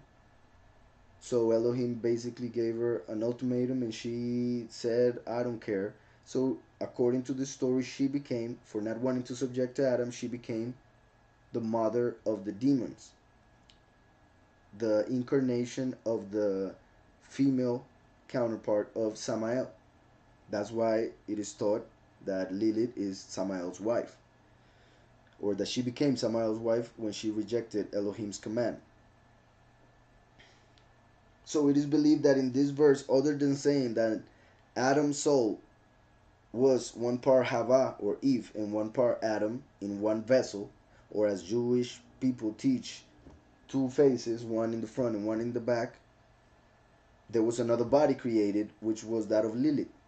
But since she was not willing to subject to Adam, she was not actually a true human. She was like a beast, because she did not understand what she was doing. So the term that is used for her or for that body is more in tune with the terms used for animals than the terms used for humans. I hope that is being clear. So I repeat this. So Elohim created man in his own image. In the image of Elohim created he him. Male and female created he them. Sakar and Nekavah. Male and female.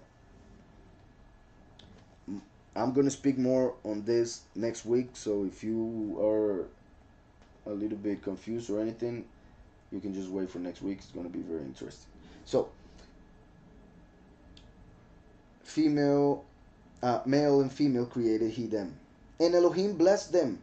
And Elohim said unto them, there is something here interesting also. Yahweh blessed and told the animals of the sea and the earth to multiply. But when he created those of the earth, he didn't bless them, neither told them to multiply. That is why there are so many animals that have become extinct, because the blessing and the fruitful part was not given to them. So that's why through history there are some animals who have stopped existing on this reality, on this plane, because they were not told to multiply. Now when humanity is created, they are being told to multiply. They are being blessed. And Elohim blessed them. And Elohim said unto them, be fruitful and multiply and replenish the earth. Replenish the earth. So now Illuminati is using the excuse of the earth being filled with humans, which is not true, so that they can start making ideas about depopulation. They want to bring humanity down to 500,000 humans in the world. Right now there are 7.5 billion, and they want to go to 500,000. They want to kill more than 95% of humanity, which is crazy, and it is written in stone in the Georgia Guidestones, if you want to research that. So they want to get rid of a bunch of people, and they have been doing it through the food that they give society, through injections or vaccines with mercury, and a bunch of things. Like, they have been attacking society through every mean possible. And they say that there's too many people on earth.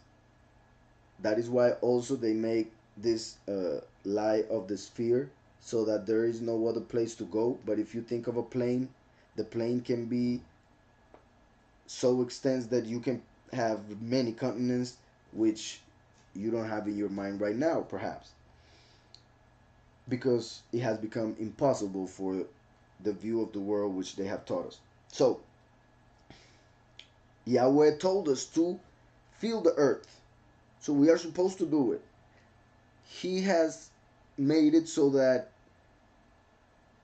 the earth will not be so packed with humans that they should stop being fruitful, because Yahweh doesn't change. Yahweh is the same now and always, like Malachi, the book of Malachi says. So if he doesn't change, people should not stop being fruitful. And that means that the earth would be able to hold all of them. And that is important to understand. Be fruitful, brief, be fruitful and multiply and replenish the earth and subdue it, and have dominion over the fish of the sea and over the fowl of the earth and over every living thing that moveth upon the earth. And Elohim said, Behold, I have given you every herb bearing seed.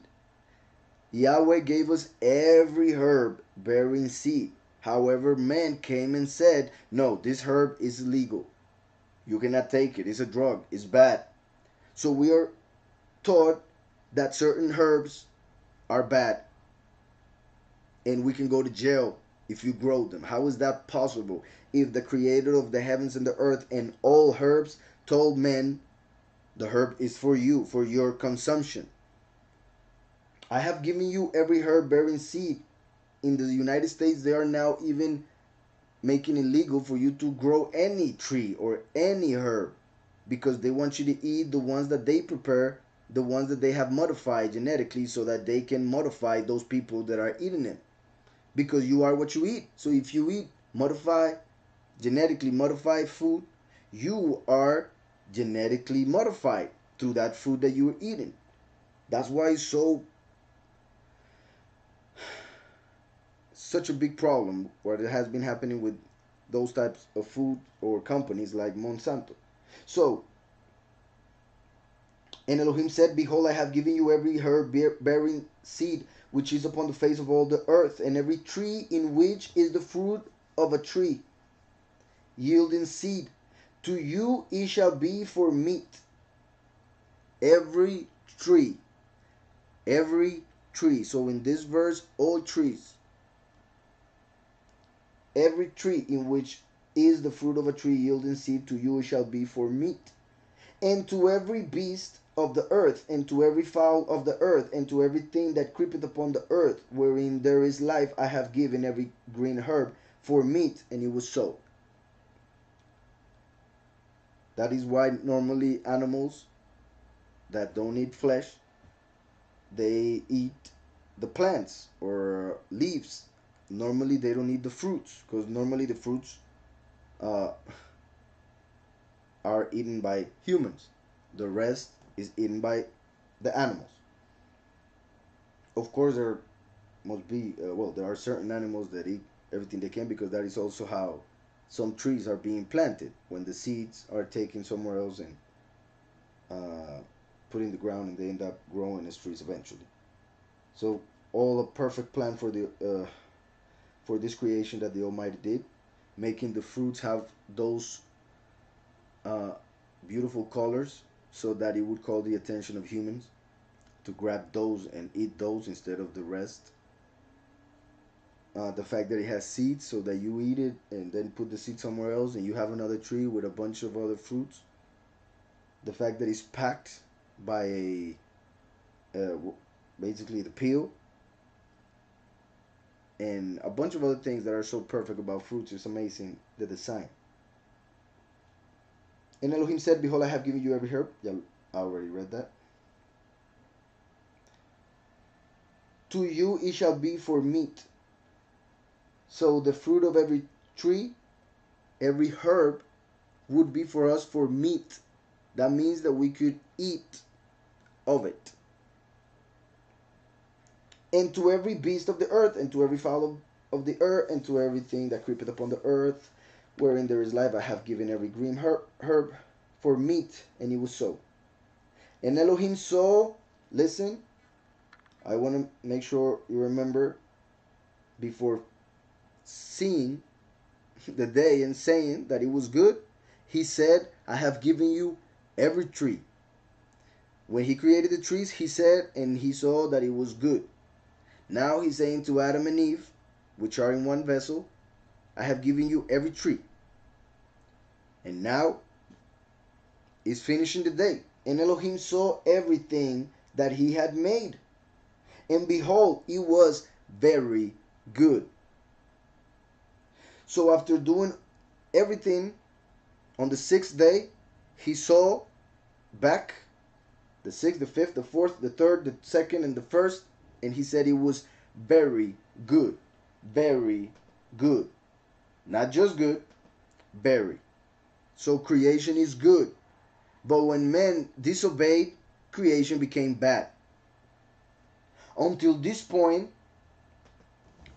Yahweh Almighty, as Elohim, judge, was judging what is good and what is bad. He was saying, this is good, this is good, this is good, this is good. But then, when men ate of the tree of knowledge of good and evil, Yahweh stopped, because now men took the authority to say what is good and what is bad. Unfortunately, because of death, because of feelings, emotions, imagination, and other things, that got very confusing. And now people confuse the absolute with the abstract. So they don't call the good good, but they call the evil good and the good evil, like Isaiah said it, in the sense that they don't go by what is true or what is absolute. They go by what feels good, even if it's bad. So when you move or act according to what feels good, you're gonna end up doing bad things. But when you go towards what is absolute true, even if it hurts, you're gonna do well. But when men took of the fruit of knowledge of good and evil, all of a sudden evil entered.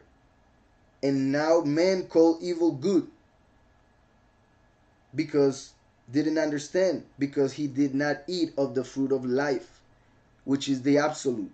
Basically, he ate from the abstract when he should have eaten from the absolute, so that then he would understand the abstract.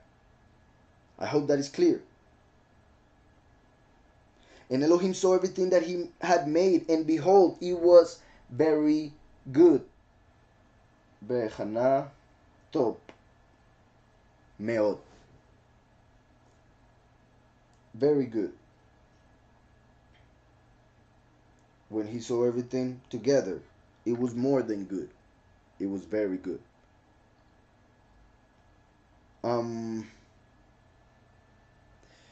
just don't want to forget anything. Like I said, when men ate of the fruit, now men started to say what was good and what was evil.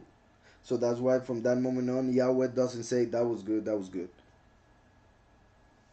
And men wasn't able to actually understand, because absolute and abstract became mixed because of the emotions and the feelings.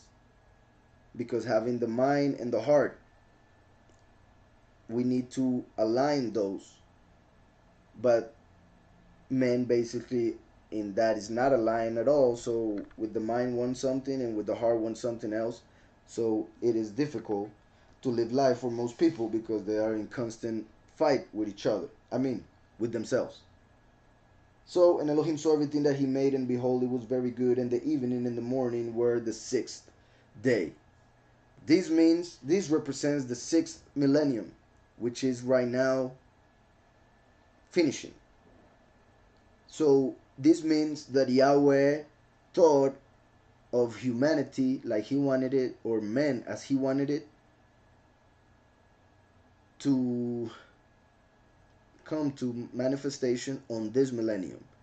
That means that the 144,000 are the body that Yahweh made in his likeness and image, as represented by what we are reading in Genesis. In the sixth day, Yahweh made men in his likeness and image. So in the sixth millennium, finally, Yahweh will make the men that he was expecting to create, that he wanted out of creation. So that's why the 144,000 will be key and so important in eternity, because they represent the first men as Yahweh wanted it, actually.